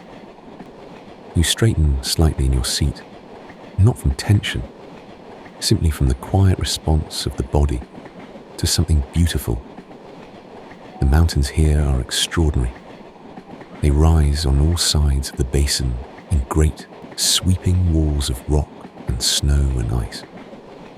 Their upper slopes are brilliant in the moonlight, almost impossibly white against the deep blue-black of the night sky. Their ridge lines are sharp and clear, drawn against the darkness with a precision that seems almost unreal. Snow-covered peaks rise above the ridgelines, one after another, each one slightly different in shape and height. Some broad and massive, some narrow and pointed, all of them luminous, all of them still. You look from one peak to the next, slowly. There is no need to rush this. The train moves at its steady, unhurried pace, and the mountains offer themselves to your gaze with complete patience. They have been standing here for an incomprehensible length of time, and they will stand here long after this night has passed. You simply look. The moonlight on the snow-covered peaks has a quality that is different from any other light. It is cool and clean and without shadow on the upper surfaces. But where the mountain faces turn away from the moon, the shadows are deep and blue and softly defined, giving the peaks a quiet three-dimensionality that makes them seem to breathe, to be truly, enormously present. You watch the interplay of light and shadow on the nearest peak for a long moment. The bright face, the deep shadow, the sharp line of the ridgeline between them. Across the basin, at the far edge where the mountains begin to rise from the valley floor, you can see the distant lights of a small village. They are very far away, small and warm and amber against the vast white of the snow and the dark of the mountain slopes behind them. A handful of lit windows, a street lamp or two, the faint suggestion of rooftops and chimneys in the darkness. You look at those distant lights for a while. There is something deeply moving about a village seen from a great distance at night. The way its warmth persists against the cold and the dark, and the immensity of the mountains around it, small and human and quietly determined. A river runs along the floor of the basin. You can see it from the train window, a dark ribbon moving through the white of the snowfield below. It is not frozen here. The current is strong enough to keep it moving through the winter cold, and its dark water catches the moonlight in long, shifting reflections as it curves across the basin floor. The sight of moving water in all this stillness is quietly beautiful, something alive and continuous in a landscape of rest. The train curves gently around the edge of the basin. The mountains rotate slowly around you as the track bends, each peak shifting its position against the sky in a slow, stately movement. The peak that was ahead becomes the one to your right. The one to your right moves behind you. New peaks appear ahead. It is like the slow turning of a great, luminous world. You watch it happen without hurry. Snow begins to fall again, very lightly, just a few flakes at first, drifting past the window in the still air. Then a few more. They are large and soft, these flakes, falling slowly and turning as they fall, each one catching the moonlight for just a fraction of a second before joining the others on the surface of the snow below. The falling snow does not obscure the mountains. It simply adds another layer of gentleness to the scene, another softness, another quiet motion layered over the stillness of the basin. You watch the snowflakes fall past the window, each one different, each one brief, each one part of something continuous and unending. The snow has been falling in these mountains for thousands of years, long quiet winters, laying down their layers of white, one upon another, building up the snowfields and the glaciers that still cling to the highest peaks. And tonight, it falls again, as it always has, in its patient and unhurried way. The train passes a frozen waterfall on the face of the mountain to your left. It is enormous. a great cascade of ice clinging to the rock face, its surface sculpted by the cold into forms that suggest movement while being completely still. Where in summer, a torrent of water must fall in white, roaring curtains. Now there is only this, a silent architecture of ice, blue-white and intricate, tall and enormous against the dark rock. The moonlight falls across it directly, and the whole frozen face of the waterfall seems to glow. You look at it as the train passes slowly alongside. It takes a full minute to pass. That is how large it is. A full, slow minute of the train moving at its steady pace. And all that time, the frozen waterfall fills your window. Its ridges and columns and curtains of ice. Its deep blue shadows in the hollows. Its brilliant white surfaces in the moonlight. And then it passes behind you. And the open snowfield returns. And the mountains continue their quiet display. You become aware of how completely the journey has absorbed you. There is no part of you that is elsewhere tonight. No part of your attention that has drifted back to the day behind you, or forward to the days ahead. You are simply here, in this warm compartment, on this quietly moving train, in the middle of this vast, moonlit, snow-covered Alpine world. It is a rare thing to be so completely present somewhere. You notice it gently, without making too much of it. The snowfall has thickened slightly. The flakes drift past the window in a soft, continuous curtain now. Not heavy, not obscuring, just present. A gentle white motion against the stillness of the basin beyond. Through the falling snow, the mountains are still visible, still luminous, their peaks still brilliant against the dark sky. The snow does not diminish them. If anything, it wraps them in something gauze-like and gentle that makes them seem even more dreamlike than before. The distant village, lights across the basin, are still visible through the snowfall, warm and amber and small, glowing steadily through the drifting white. You look at them one more time before the track curves and they begin to pass from view. Those small, warm lights in the vast, cold, moonlit basin, held there between the mountains and the snow and the falling flakes and the deep winter night. The train continues its slow arc around the edge of the basin. The snow falls softly past the window. The mountains hold their brilliant, patient positions in the moonlight. The river moves its dark thread through the white of the valley floor below. Your breathing is slow and deep. Your body is warm and completely at rest. Your eyes are soft against the glass, watching the moonlit world move past without needing to hold on to any of it. The peaks above are very white tonight. The snow on them is deep and old and undisturbed. It has been lying there through many quiet months, accumulating in the high, cold silence above the world.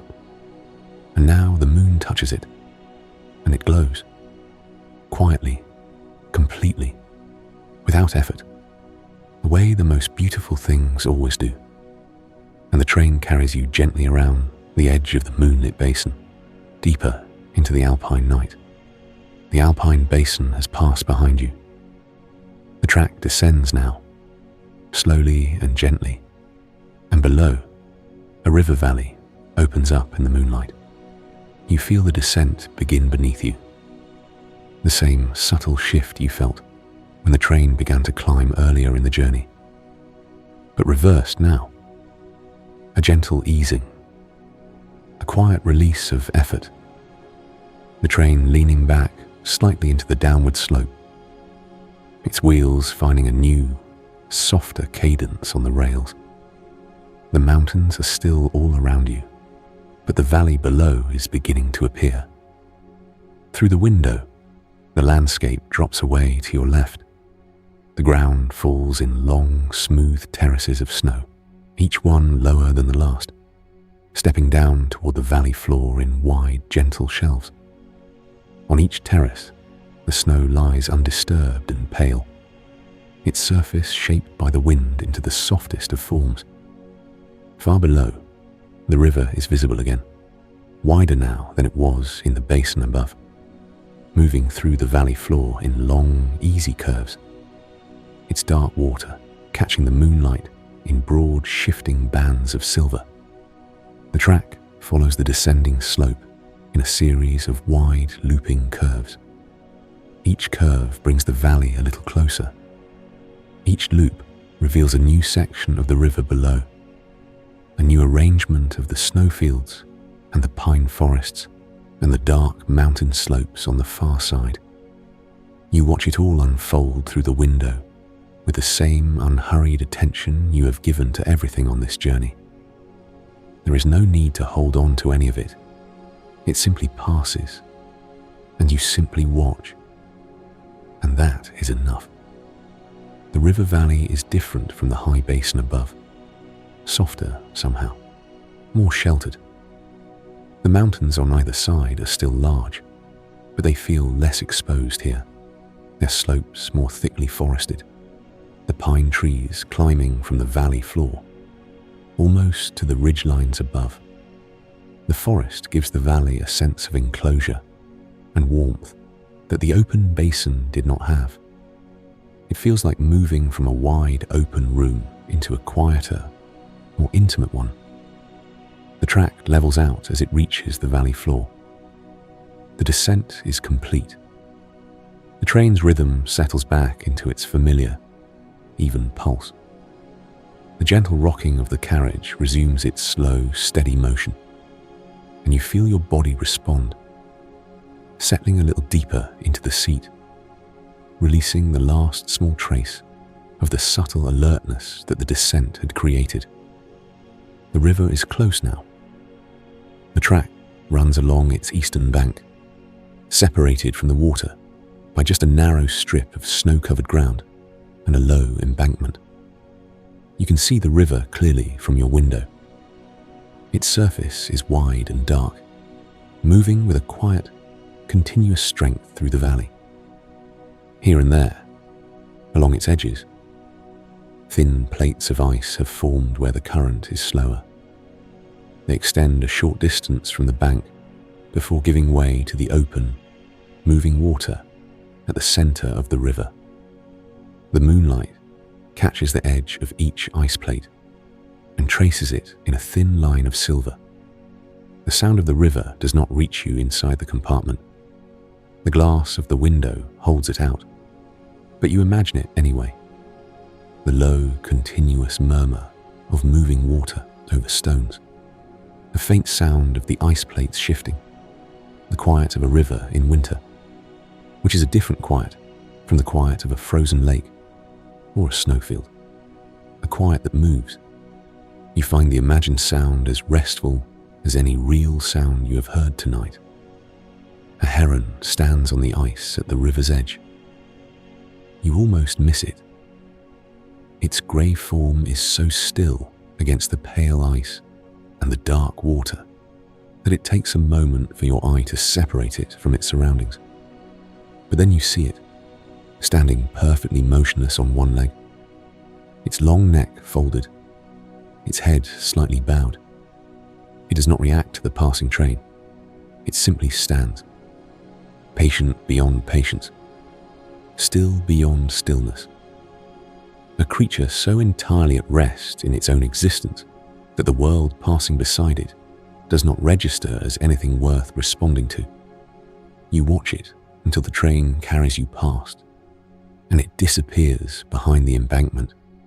Another quiet creature in a quiet night. Another small, perfect moment of stillness observed from a warm window. You breathe slowly. The river continues beside you. Further along the valley, the pine forests come down close to the river's edge on the far bank. The trees there are reflected in the calmer water near the shore. their dark forms doubled in the surface of the river, wavering slightly with the movement of the current. Moon and forest and dark water, layered together in the river's surface. You look at the reflection for a while. The way it is almost the same as the thing it reflects, but softer, less defined, as if the river is showing you a dream version of the forest on its bank. The train passes beneath a row of old willow trees growing along the embankment. Their long branches hang down close to the ground, each one lined with snow, trailing in loose, graceful curves toward the earth. As the train passes beneath them, the branches sweep across the top of the carriage with the lightest, most delicate of sounds, a barely perceptible whisper above the rhythm of the wheels. You look up briefly at the ceiling of the compartment as the sound passes over it. Then it is gone, and the open sky returns, and the river continues alongside. A wooden footbridge crosses the river a little further ahead. It is an old bridge, narrow and low, its wooden planks dark with age and moisture, its simple rope railings sagging slightly between their posts. Snow covers its surface in a thin, even layer, undisturbed by any footprints. Nobody has crossed it today. It simply spans the river in its quiet way, connecting one bank to the other, asking nothing, offering everything. The train passes the bridge slowly. You look along its length as you pass. The dark planks, the sagging ropes, the thin covering of snow. The river moving beneath it, dark and steady. On the far side of the bridge, a narrow path leads away from the bank and into the pine forest beyond.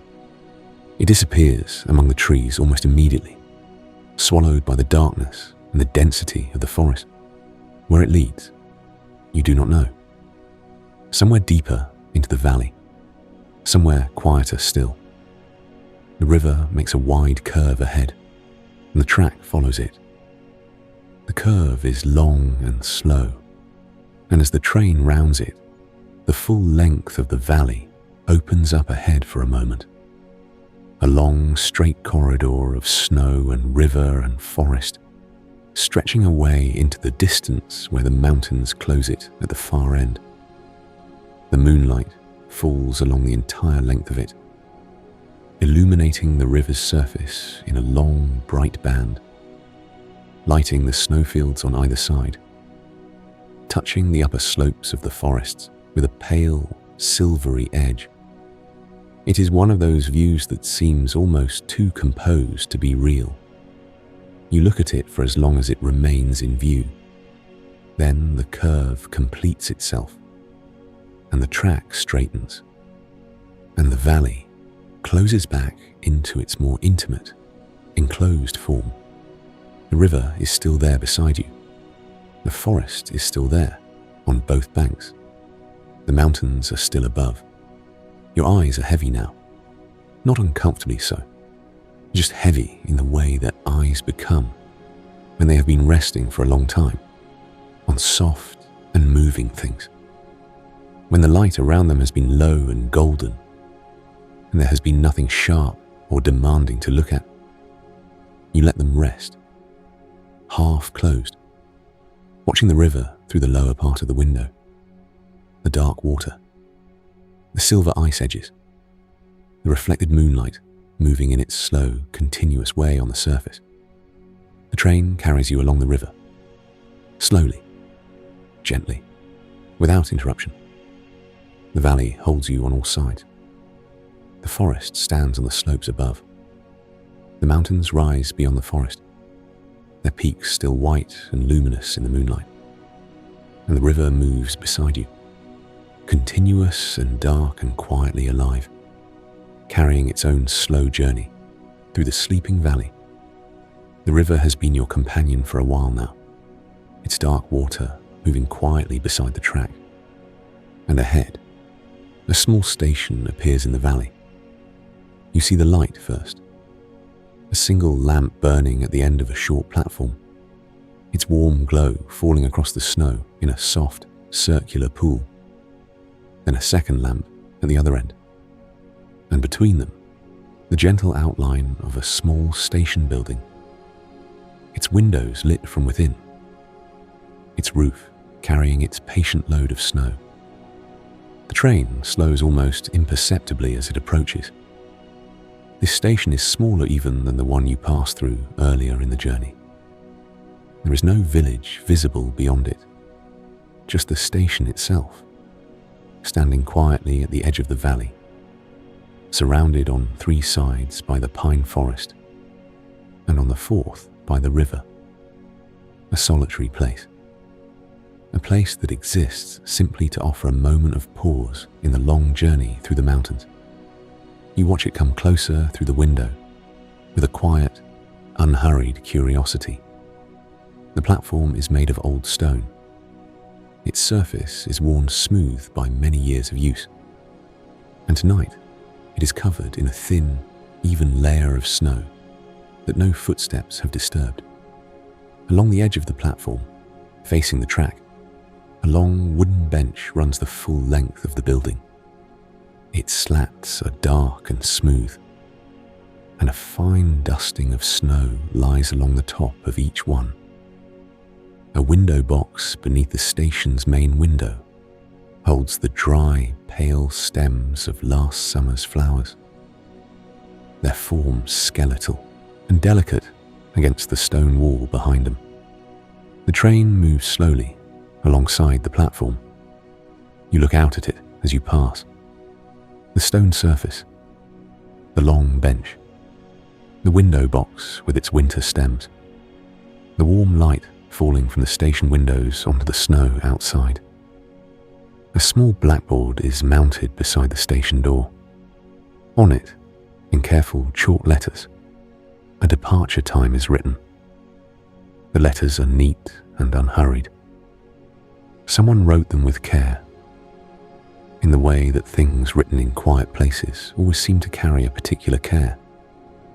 Through the station window, you can see inside. The waiting room is small and warm. A wooden counter along one wall. A few chairs arranged neatly.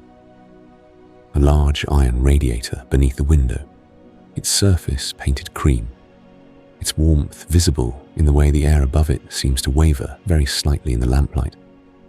On the counter, a ceramic mug sits beside a small lamp. Someone has been here recently, or is here still, somewhere out of sight. A cat sits on the windowsill inside the station. It is dark-coloured, curled neatly into itself. Its eyes closed, its breathing slow and invisible. From here, but imagined easily. It occupies its patch of warm windowsill with the absolute authority that sleeping cats always possess. You watch it for a moment as the train moves slowly past the window. It does not stir. The train comes to a very gentle stop beside the platform.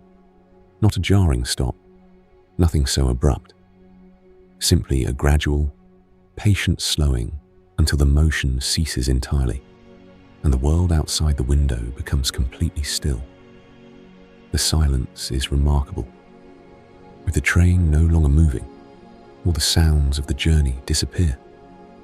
The rhythm of the wheels, the low hum beneath the floor, the soft rock of the carriage, all of it simply stops, replaced by a quiet so complete it seems almost solid. You sit in that silence for a moment. Your compartment is warm and still. A brass light glows above you. The blanket lies across your lap. Outside the window, the platform lamp burns its steady, amber circle onto the snow. Nothing moves. Nothing is required of you. You simply exist here, in this warm, still compartment, at this small, quiet station, somewhere deep in the Alpine valley, in the middle of the winter night. After a little while, the platform door of the station building opens. A figure steps out onto the platform. An elderly man, dressed in a long dark coat and a wool hat, pulled down over his ears. He moves slowly and without hurry, carrying a small lantern in one hand. He walks along the platform at a measured pace, his footsteps making soft impressions in the snow. He does not look at the train with any particular interest.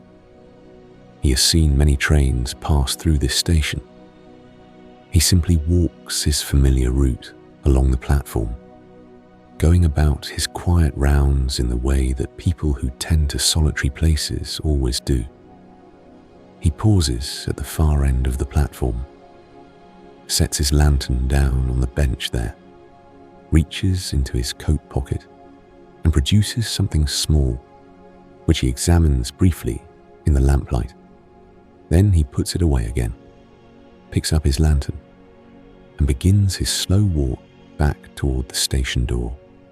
He passes close to your window, close enough that you could see his face clearly if you looked, but you do not stare.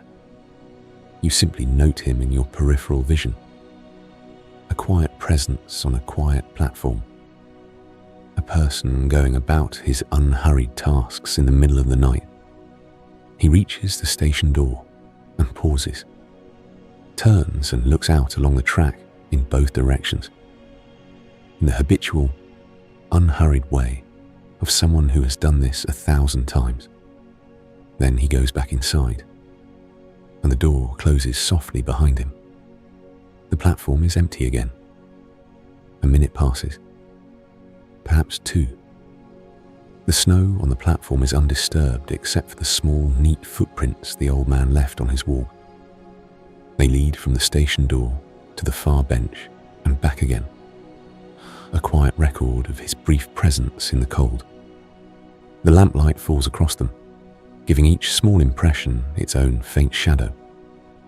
Then, very gently, the train begins to move again.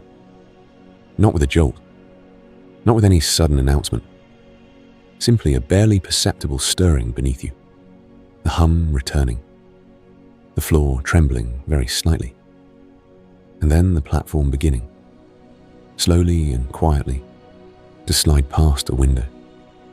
The station building drifts by, the window with the sleeping cat, the window box with its dry winter stems, the blackboard with its careful chalk letters, then the far lamp at the end of the platform, its amber circle of light on the snow, and then the platform ends, and the open valley returns, and the forest closes back in on either side. You watch the station lights as they recede behind the train. They grow smaller quickly in the darkness, the 2 platform lamps shrinking to points of warm amber, the station windows narrowing to thin rectangles of gold. Then a curve in the track takes them from view entirely, and the valley ahead is dark and open and quiet once more. The rhythm of the train resumes its familiar cadence. The carriage rocks you gently back into its motion. Your body accepts it immediately, as if it had never stopped. The warmth of the compartment settles around you again. The blanket is still warm across your lap. You release a very slow breath. The river has returned beside the track. You can see it through the window, dark and moving, its surface catching the moonlight in its shifting, continuous way. The pine forests stand on the slopes above. The mountains rise beyond the forest, their peaks still faintly luminous against the deep sky.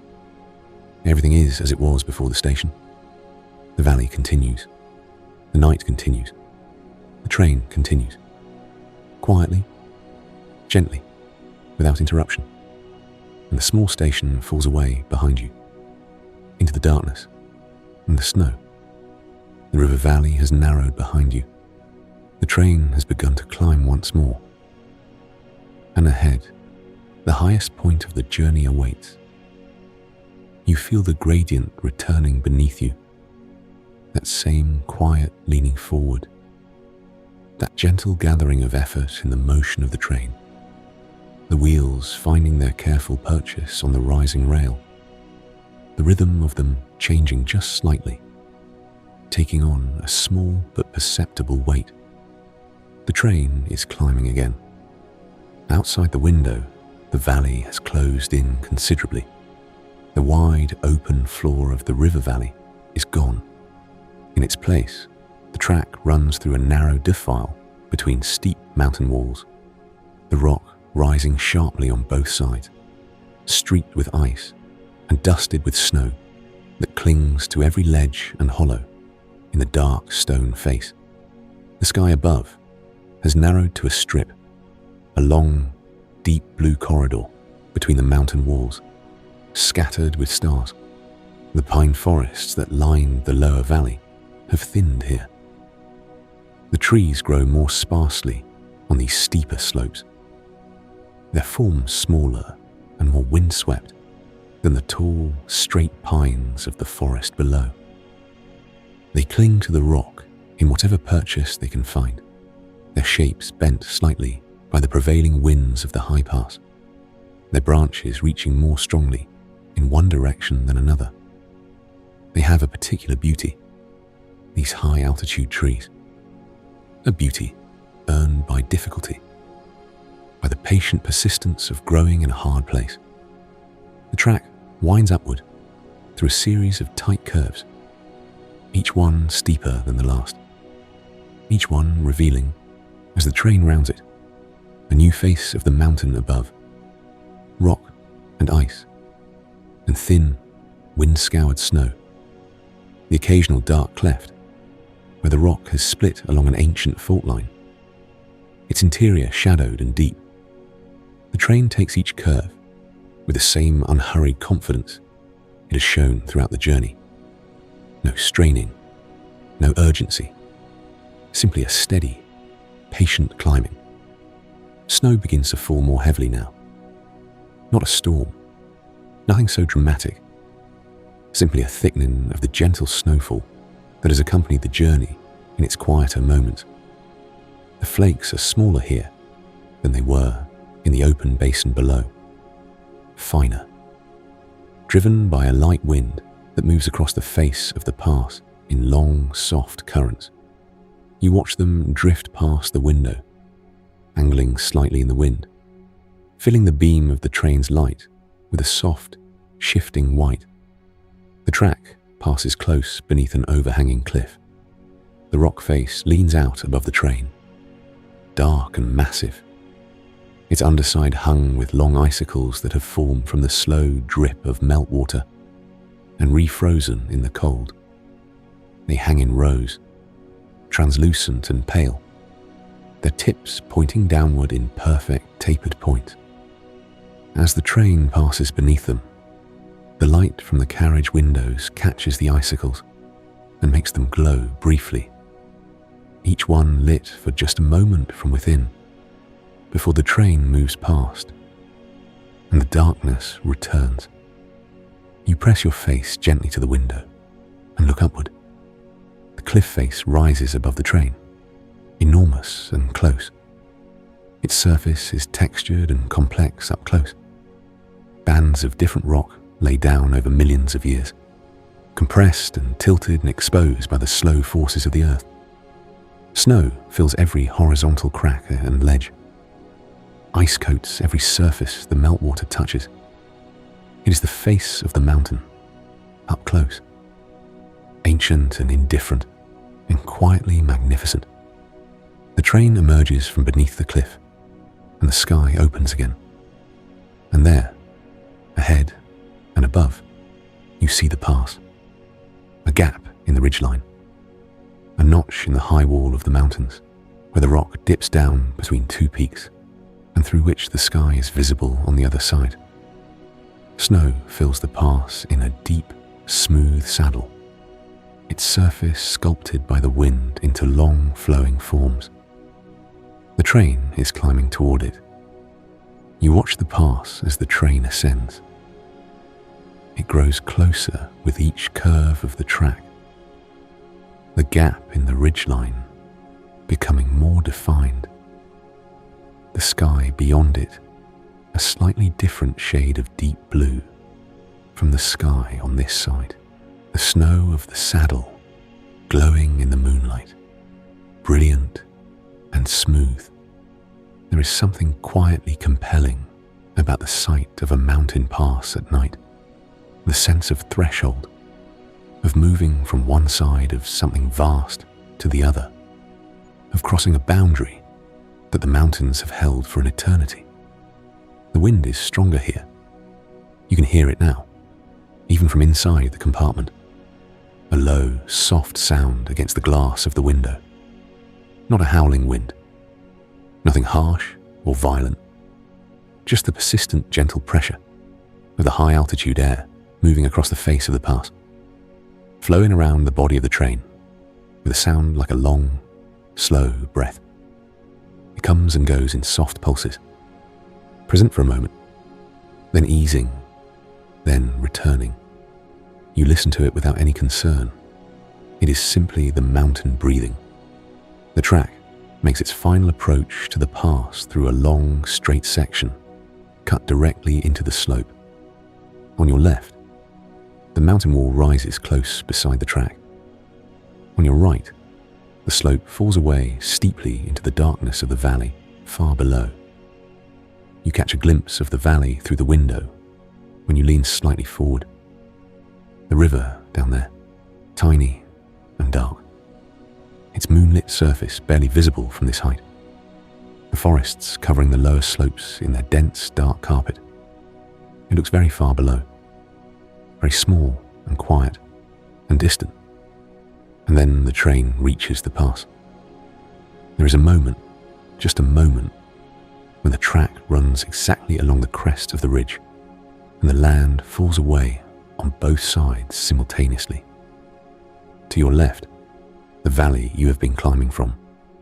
To your right, a new valley opening up below, its floor dark and snow-covered, and entirely different from anything you have seen on the journey so far. Wider, flatter, more open. A new landscape, waiting in the darkness on the other side of the mountains. You look from one side to the other. Behind you, the valley you have been traveling through all night. The river and the forests and the sleeping villages and the moonlit basin. All of it hidden now below the ridgeline, existing in your memory as much as in the world. Ahead, the new valley, unknown and quiet and dark and waiting. The pass holds you between them for just a moment. Then the track descends, gently and inevitably, into the new landscape ahead. The descent from the pass is gradual and smooth. The train moves down the far side of the ridge with the same patient, unhurried quality it has maintained through the whole journey. The wind eases as the track drops below the exposed crest of the pass. The snow thins. The rock walls fall back. The sky opens up above, and the new valley begins to reveal itself. It is broader than the valley on the other side. The mountains here are set further back from the valley floor, their slopes gentler, their forms more rounded. The snow lies in deeper, smoother drifts. The forests on the lower slopes are dense and dark, and very still. And somewhere in the middle distance, barely visible through the falling snow, the faint lights of a small settlement glow amber and soft in the darkness. You settle back into your seat. The pass is behind you. The new valley is ahead. The train descends in its steady, careful way, its wheels finding the downward rails with the same quiet confidence they have found everything else on this journey. Your body is heavy and warm in the seat. The blanket is tucked around your legs. The brass light glows above. The snow drifts past the window in its gentle, continuous fall. The highest point of the journey is behind you now. From here, the train will carry you gradually downward, down through this new valley, down through the quieter, lower country that lies beyond the high passes and the moonlit peaks. down through the long, slow, final hours of the Alpine night. You breathe slowly.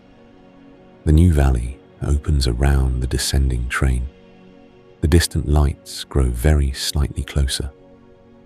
The snow falls softly past the window, and the mountains that you have been among all night stand behind you in their ancient patience, holding the past between them in the cold and the moonlight, in the deep, unchanging dark, as they have always held it, as they always will. The pass is behind you. The new valley opens slowly ahead, and the peaks above are brilliant in the moonlight. The descent has leveled out. The train moves now across the upper floor of the new valley, its pace easy and unhurried, its rhythm settled back into that familiar, gentle pulse that has carried you through the whole of this night.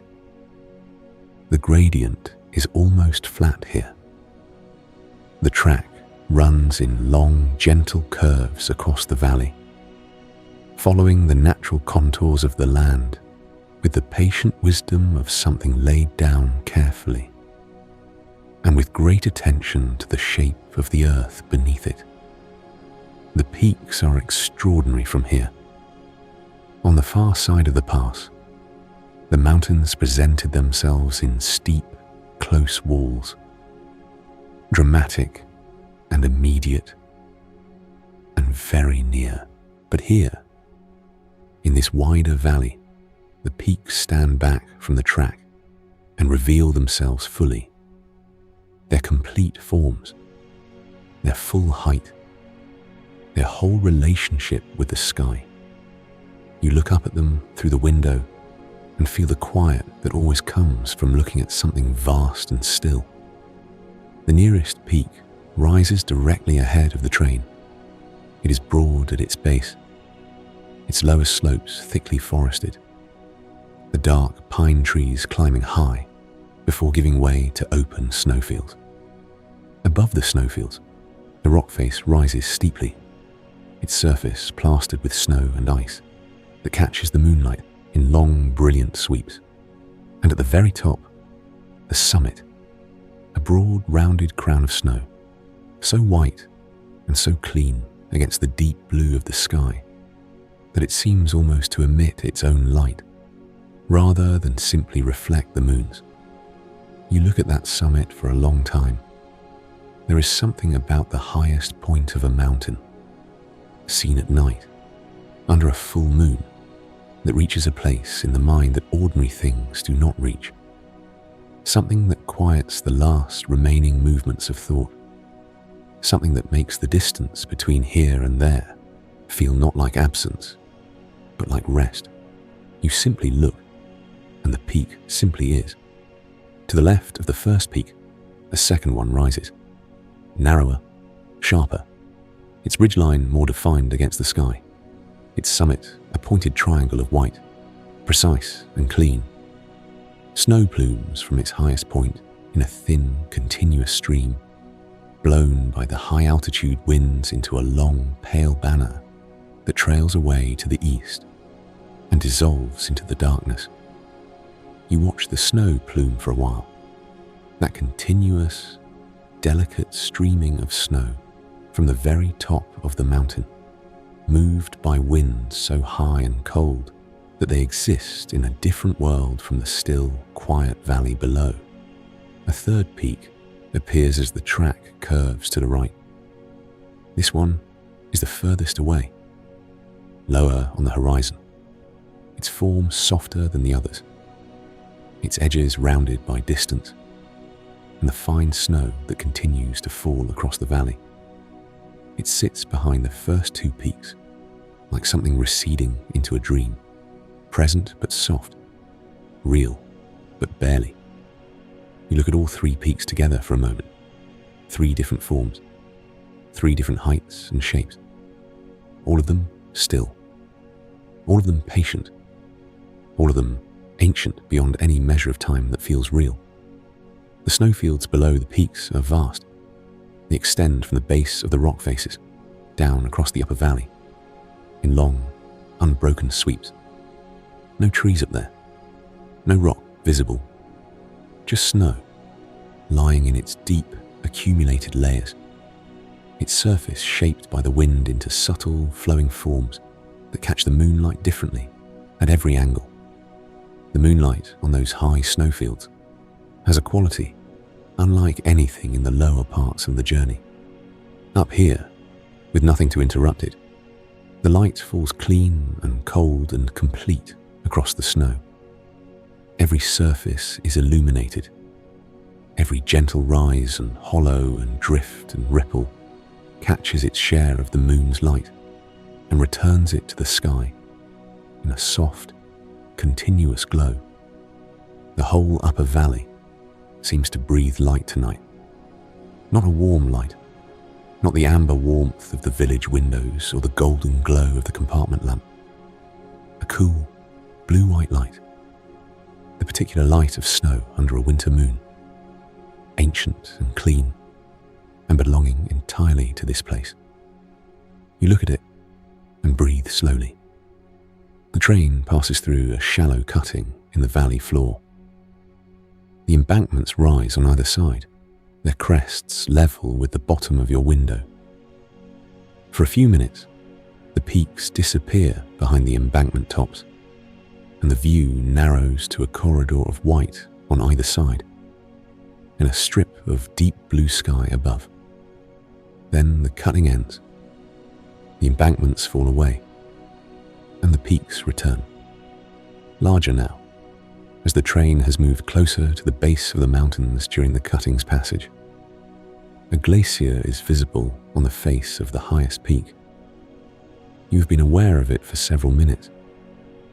A different quality of white on the upper mountain face, more blue-toned than the surrounding snow, more textured, its surface broken into the subtle ridges and crevasses that distinguish glacial ice from simple snowfield. Now, closer, you can see it more clearly. It flows down from the summit snowfields in a slow, frozen river, compressed between rock walls that channel it toward the valley below.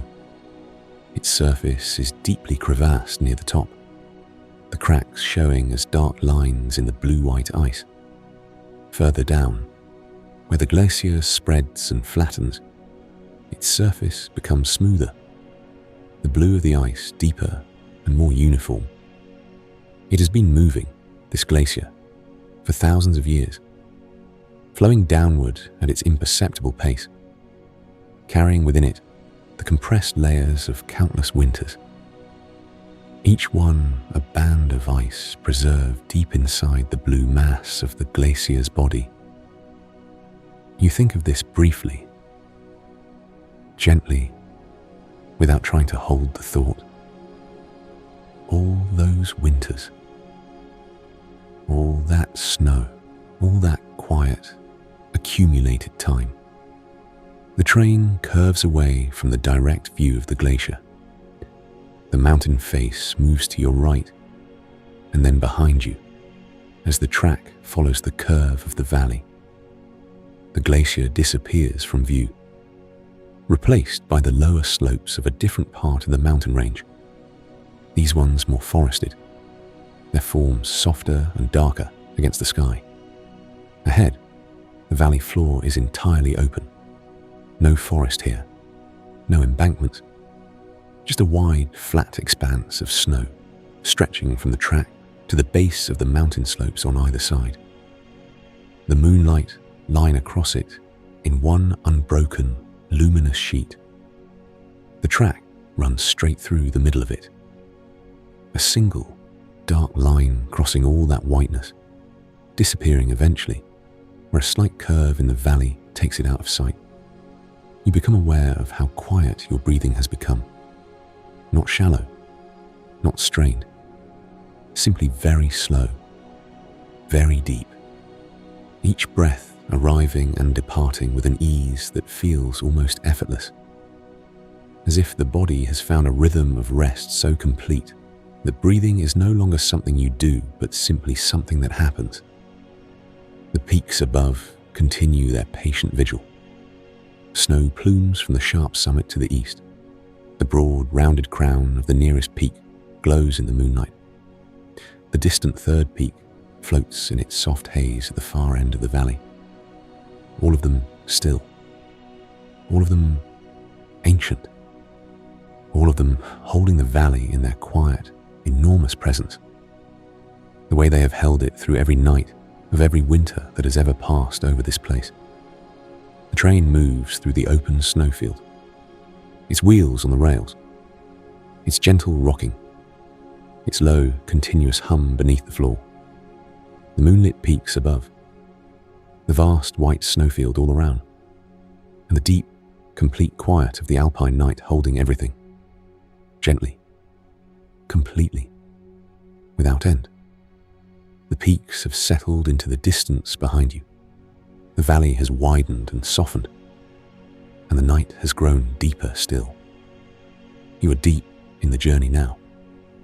Not in distance only, though the mountains have carried you far from where you began, but deep in the way that a long, quiet night becomes its own country, a place with its own quality of stillness, its own particular silence, its own unhurried sense of time.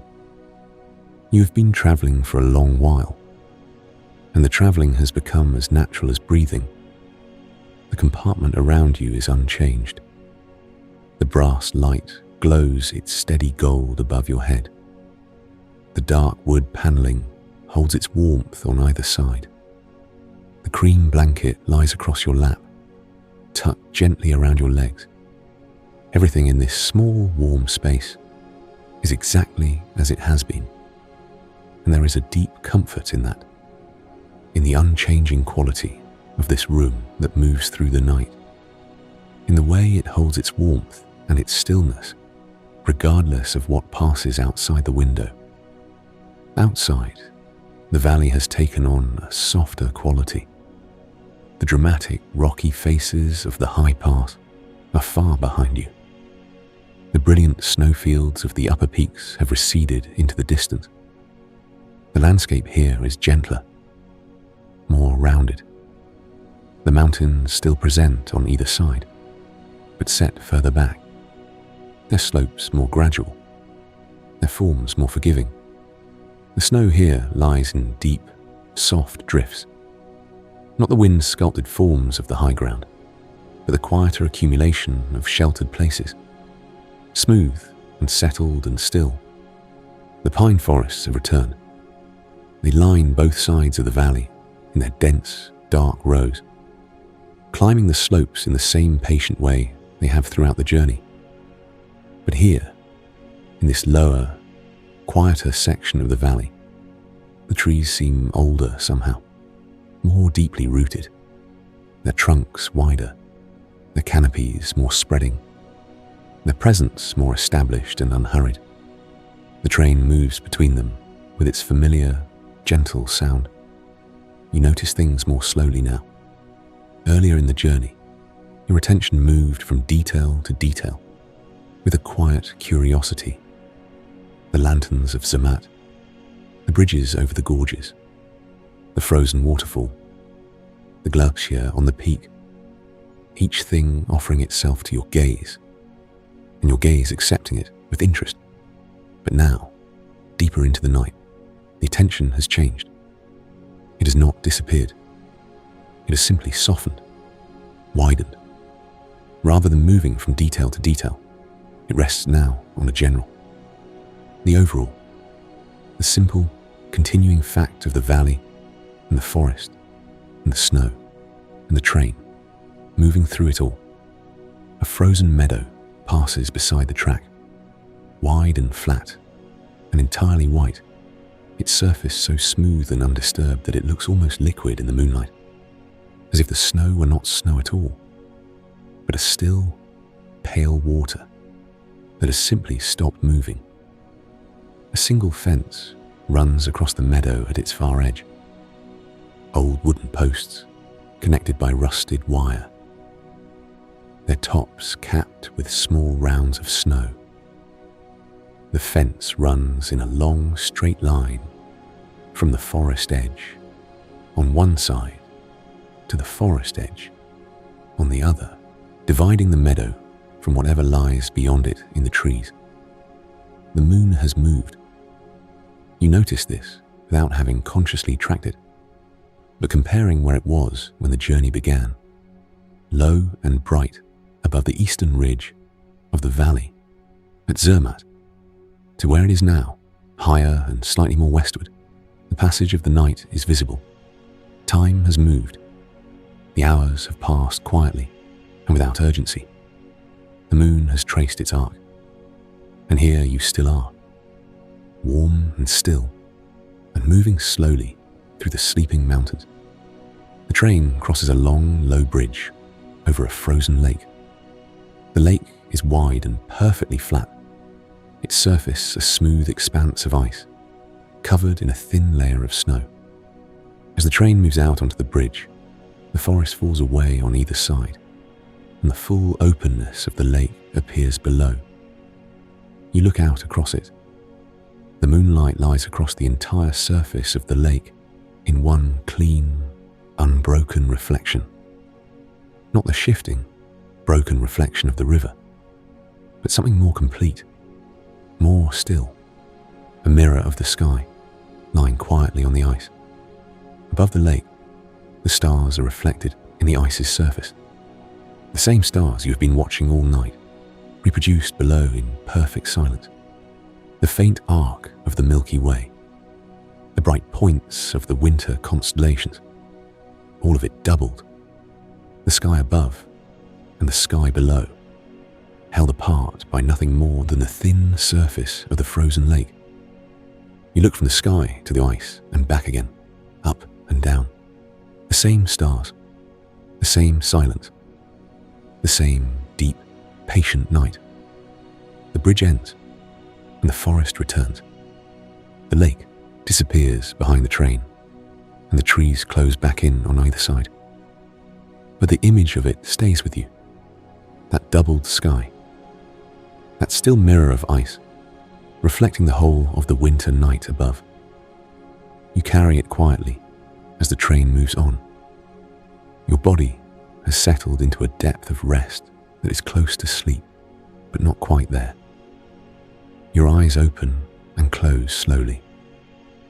Each time they close, they rest for a moment in the warmth and the darkness behind your eyelids, before opening again to find the window and the moving valley outside. Each closing is a little longer than the last, each opening a little slower. The distinction between being awake and being asleep has become very soft, very gentle, almost imperceptible. Outside the window, the valley continues. The forests dark and still, the snow pale and deep, the occasional glimpse of the mountains above, their peaks just visible above the tree line, still touched with the moon's light. A small stream crosses beneath the track in a culvert. You feel rather than hear it, a faint tremor in the floor, lasting just a second before the ground closes over it again. The train passes through a brief, open section of valley, where the forests have pulled back from the track on both sides. In the open space to the right, you can see across the valley floor to the far slopes. The moonlight lies across the full width of the valley, illuminating everything from the track to the base of the far mountains in one long silver sweep. A group of deer stands at the edge of the far forest. 5 or 6 of them, their pale forms barely distinguishable from the snow around them, but present, still, looking toward the train with their calm, unhurried gaze. They do not move as the train passes. They simply stand at the forest's edge, in the moonlight, in the snow, in the deep quiet of the Alpine night. You watch them until the forest closes back in, and they disappear from view. Another moment of stillness observed. Another small, quiet thing, noticed from a warm window in the dark. You breathe slowly. Your hands are still in your lap. Your head rests gently against the seat. The rhythm of the train is very present now, not because it has changed or become louder, but because your awareness has become quieter. And in that quietness, the rhythm of the wheels on the rails is simply the largest sound in your world. A slow, steady pulse, even and continuous, like something breathing.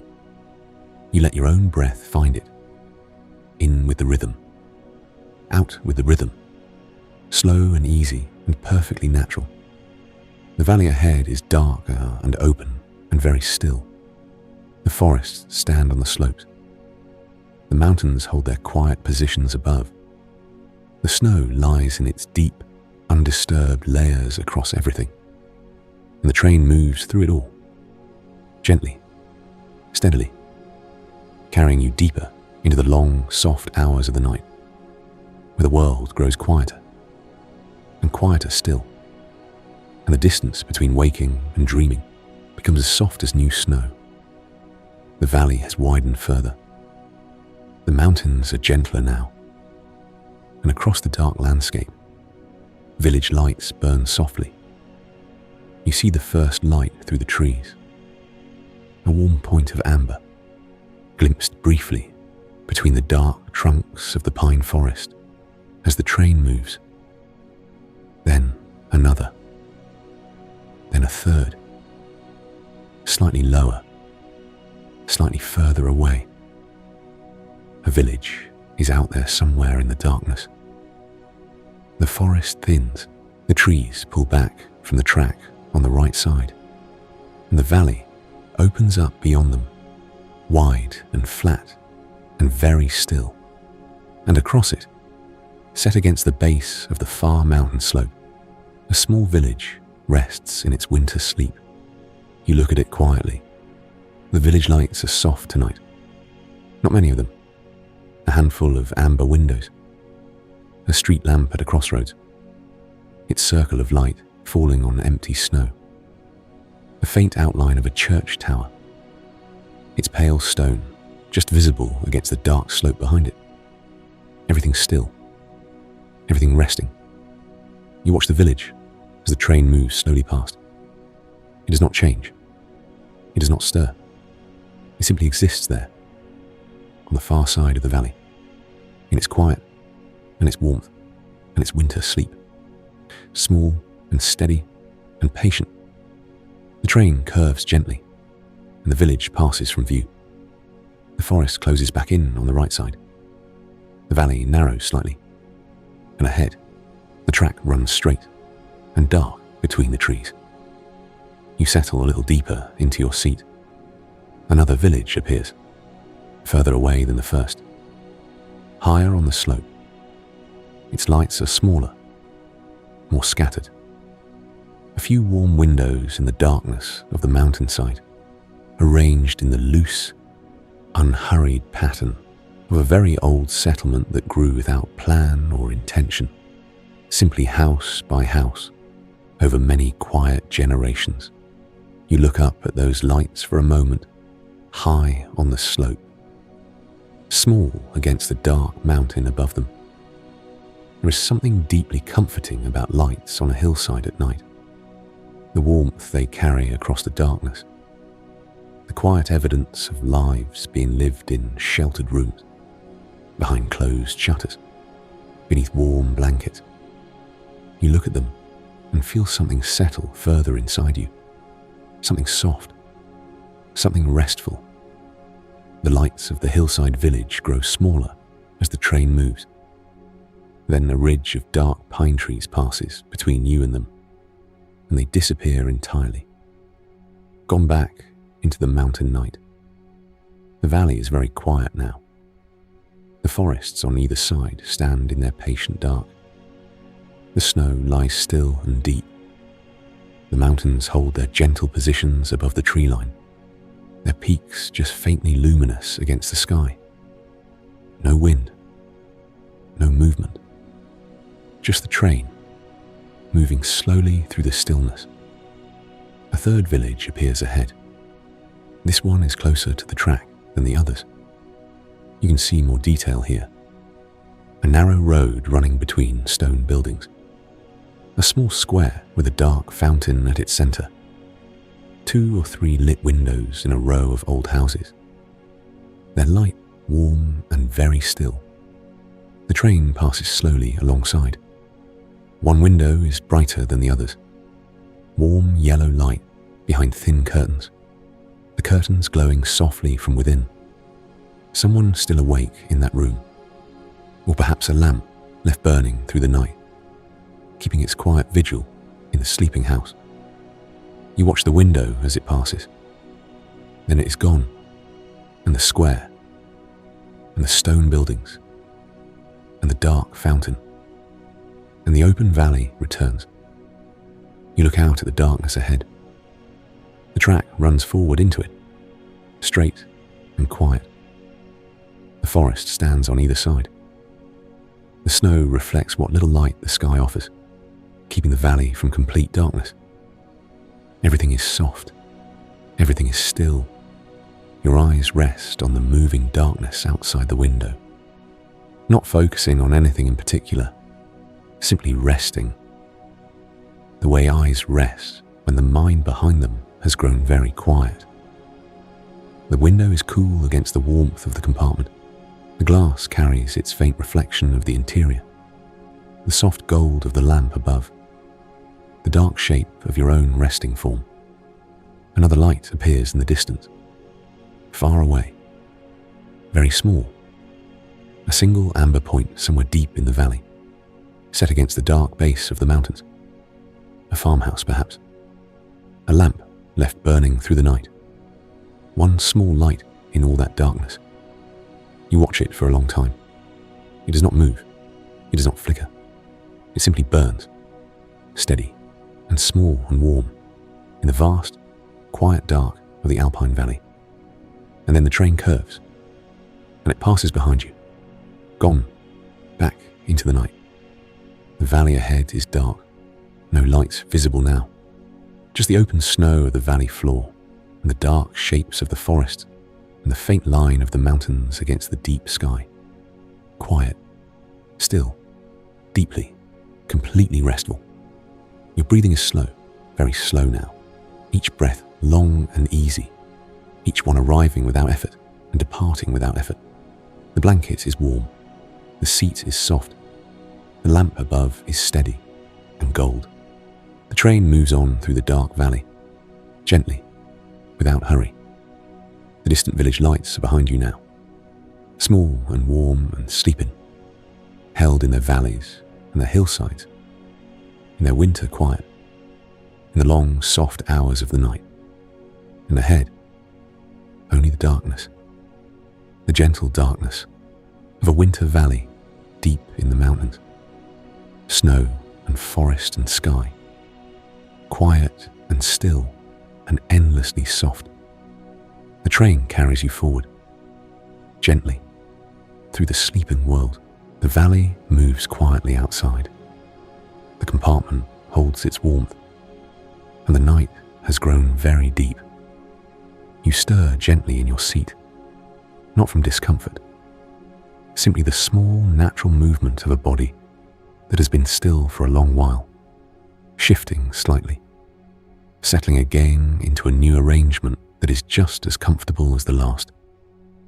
The blanket moves with you, settles again across your lap. You become aware of the corridor outside your compartment. The frosted glass panel in the sliding door shows nothing but the soft glow of the corridor lamps beyond, warm and low and still. No movement, no shadows passing. The corridor is empty and quiet at this hour, but you are aware of it. The train existing beyond your small, warm room. After a moment, you rise slowly, not from any urgency, simply the gentle impulse to move a little, to step outside the compartment for a few quiet minutes before returning to the warmth of your seat. You fold the blanket back carefully and set it on the cushion beside you. You slide the compartment door open gently. It moves without sound, The corridor beyond is exactly as the frosted glass suggested, narrow and warm and very still. The brass light fixtures along the upper wall glow their low, even gold. The burgundy carpet runs in its soft line toward both ends of the carriage. You step out and slide the door closed behind you. The corridor is empty in both directions. To your left, it runs to the end of the carriage, where a small window looks out onto the darkness between the carriages. To your right, it curves very slightly with the body of the train, its far end disappearing around the gentle arc. You stand still for a moment. The train moves beneath your feet. You feel it more directly here in the corridor than in the cushioned seat of the compartment. The rhythm of the wheels on the rails rising up through the floor. A continuous, gentle vibration that moves through the soles of your feet and up through your legs. You begin to walk slowly toward the end of the carriage. Your footsteps are soft on the burgundy carpet. The corridor holds its quiet around you as you move through it. You pass another compartment door. The frosted glass shows only darkness within. The occupant asleep, or perhaps the compartment empty. Then another. This one shows the faintest trace of soft light through the glass. Someone else, gently awake, or a lamp left burning low. You reach the window at the end of the carriage. It is a larger window than the compartment windows, wider, giving a full, unobstructed view of the darkness outside. You stand before it and look out. The valley moves past in the night. The snow is pale, and the forests are dark, and the mountains are just visible above the tree line, their upper slopes faintly touched with moonlight. From here, without the frame of the compartment around you, the view feels different, more immediate, more present. You press your palm gently to the glass. It is cold, very cold. The cold of the Alpine night, pressing against the thin barrier of the window from outside. You feel it move through your palm and into your fingers slowly. On the other side of this glass, the temperature is far below freezing. The air is sharp and still. The snow on the valley floor has been lying in its deep, undisturbed layers since the last snowfall, and will lie there until the spring comes and begins its slow, patient work of melting. You stand there for a little while, hand on the cold glass, the warm corridor behind you, the dark valley moving past outside, the boundary between inside and outside, between warmth and cold, between the small lit world of the train and the vast dark world of the mountains. It is a thin boundary, just the glass between them, and yet it holds. You lower your hand from the window, turn, and walk slowly back along the corridor. Your footsteps still soft on the carpet, the brass lamps still glowing their low gold above. Halfway along the corridor, you pause at a small fold-down seat mounted against the wall. It is the kind of seat that attendants use, simple and narrow. But you lower it gently and sit for a moment, facing the window on the corridor's outer wall. This window is smaller than the one at the carriage end, just wide enough to frame the passing landscape. You look out. The forest is close here, the pine trees moving past slowly, their dark forms soft and rounded with snow. Between their trunks, the moonlight falls in broken, shifting patterns on the snow below. The same filtered light you watched from the compartment window earlier in the journey, but from a slightly different angle. It looks the same, and yet, being here in the corridor, on this narrow seat, with the full length of the train around you, makes it feel different, quieter somehow, more solitary. The train rocks gently on the rails. Here in the corridor, without the cushioning of the compartment seat, you feel the motion more directly. Each small variation in the track, you look at them for a moment. Then the forest closes back in and they disappear, and there is only the dark, moving shapes of the pine trees and the pale snow between them. You shift very slightly in your seat, just the smallest adjustment, a fraction of movement that settles you even more completely into the cushion beneath you. Your head finds a marginally different angle against the headrest, a marginally more comfortable one. You exhale slowly. The blanket is exactly the right weight, not too heavy, not too light, just enough to hold the warmth of your body gently without pressing. It lies across your lap and legs in soft, easy folds. Its cream fabric warm and smooth against your hands. You run one thumb slowly across the edge of it. The texture is soft, even, continuous. You stop moving your thumb and let your hand rest still again. Outside the window, the snow on the valley floor holds a faint luminescence. The moon is lower now than it was at the journey's beginning. It has moved through its arc and is descending toward the western mountains. Its light is still present, still touching the peaks and the snowfields and the river wherever it runs through the valley. But it is softer now, more diffuse. The night is at its most gentle. You think of nothing, or rather, thoughts arise and pass without being held, without being followed. They come the way small sounds come in a quiet room, present for a moment, then gone, leaving the quiet intact behind them. A face, a memory, a fragment of something from the day, each one arriving softly and departing softly, like snow falling on still water. You do not reach for any of them. You simply let them come and go. The carriage rocks you, slowly, evenly, the same rhythm it has held since the train left Zermatt. Not a single change in its essential character, just that continuous, gentle motion, side to side, barely perceptible, but always there. It has been rocking people to sleep in trains since the first trains moved through the first valleys. Something in the body knows it immediately, responds to it without needing to be told.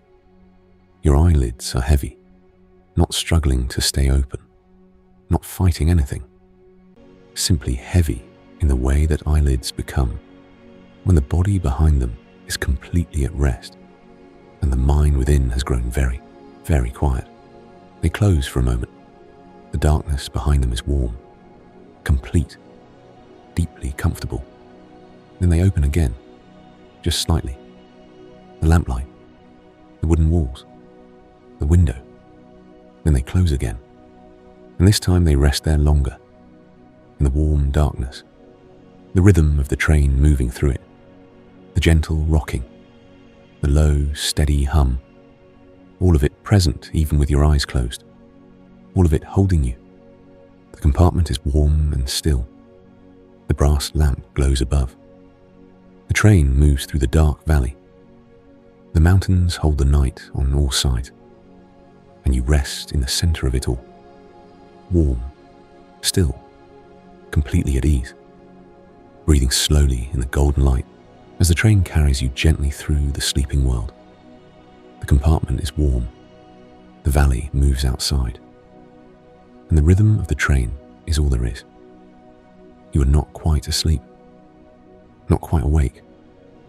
You exist in the soft place between them, that quiet threshold where the body has released itself completely and the mind has let go of its last, light hold on the waking world. The rhythm of the train is very present, not loud, not insistent, simply there, beneath you, around you, moving through the floor and the walls and the seat and the blanket and your own still body. A pulse, slow and even, continuous, The lamp above glows. You are aware of it through your closed eyelids. A warm softness rather than light itself. A golden quality to the darkness behind your eyes. It asks nothing of you. It simply glows. The valley is outside. You do not need to look at it now. You carry it with you. The snow and the forest and the mountains and the river. All of it presents somewhere just behind your awareness. The train moves through it, gently, quietly. Your breathing is very slow. Each breath long. Each breath easy. Arriving without effort. Departing without effort. A continuous, quiet exchange with the warm air of the compartment. In, out. The wheels turn on the rails. That soft, steady sound. Even and patient. The same sound it has made since the platform at Zermatt began to slide away into the darkness behind the train. It has not changed. It will not change. The carriage rocks you, very gently, side to side, the smallest of movements, barely perceptible, but your body feels it, and welcomes it, and follows it. A pine forest passes outside. You know this without looking. You can feel the subtle change in the sound of the train as the trees close in on either side. The way the open echo of the valley is replaced by the softer, closer sound of the forest. Then the forest opens, and the valley returns. And the sound opens with it. Snow is falling outside, very lightly, just a few flakes, drifting past the window in the darkness. You do not see them, but you know they are there, falling softly, turning slowly, settling on the snow below without a sound. The mountains are above, the peaks still white, still patient, still holding the night on all sides. You do not see them either, but they are there. They have always been there. The rhythm of the train moves through you, not as something separate from you now, not as a sound you are listening to or emotion you are feeling, but as something you are part of, something that has become continuous with your own breathing, your own heartbeat. The train breathes, and you breathe with it. Thoughts come very softly, very slowly, like distant lights glimpsed through fog. They have no edges, no urgency. They arrive and drift and are gone before they fully form. You do not follow them. You simply remain here, warm, still, breathing. The blanket is warm. The seat is soft. The lamp is gold. Outside, the valley is dark and quiet and covered in snow. The forests stand. The river moves. The mountains hold. And the train carries you through all of it, slowly, gently, without end. You are very nearly asleep. The line between here and sleep has grown so thin you can no longer find it. Each breath carries you a little further across it. Each gentle rock of the carriage settles you a little deeper. The warmth is complete. The quiet is complete. The rhythm continues. Soft and steady and even, like a heartbeat, like breathing, like water moving over smooth stones in a quiet river. Always the same, always gentle, always there. The lamp glows above. The mountains hold the night. The snow falls softly outside the window. And the train moves on and on, through the quiet dark, through the sleeping mountains, through the long, soft winter night, carrying you gently, further and further, into the deep, warm, restful dark, breathing, rocking, still, the rhythm of the train, always the rhythm of the train, soft, steady, carrying you home. The train moves, the night is deep, and you are at rest. The rhythm is there. It has always been there, soft and steady beneath you. The lamp glows, warm and gold, very far away now. The blanket is warm. The seat holds you. The compartment is still. Outside, snow falls, gently, without sound. The mountains are there, in the dark, patient and still. The forest passes, all dark and soft, close and quiet. The river is somewhere below, moving through the valley, quietly, always quietly. The train rocks you, side to side, slow and even. Your breathing is slow, very slow, long and deep and easy. In, out. The wheels turn, the rails pass beneath. The mountains hold the night. A village lights somewhere, warm and small, far away. Then darkness, soft darkness. The darkness of the valley at its deepest hour. Snow on the peaks, moonlight on the snow, still and white and very far above. The rhythm of the train, always the rhythm. Beneath everything, you are warm, you are still, you are held. The compartment glows softly. The mountains stand outside. The snow falls. The train moves, gently, through the sleeping world. There's nothing to do, nothing to think, nothing to hold. Only this, the warmth, the rhythm, the soft, continuous dark. Only this, the mountains, the snow, the quiet. Only this, you breathing, slow and easy, in and out. The train carries you further into the night, deeper into the quiet. The valley is dark, the peaks are white, the world is still. You rest, completely, without effort. The rhythm continues, soft and steady, always there. The lamp glows far above, gold and warm, barely there. The snow falls outside, one flake, then another, settling, softly, on everything. The train moves through the mountains, through the dark valleys, through the sleeping world, quietly, gently, without end, and you rest inside it, warm and still and deeply, completely at peace. The mountains hold the night, as they have always held it, as they always will.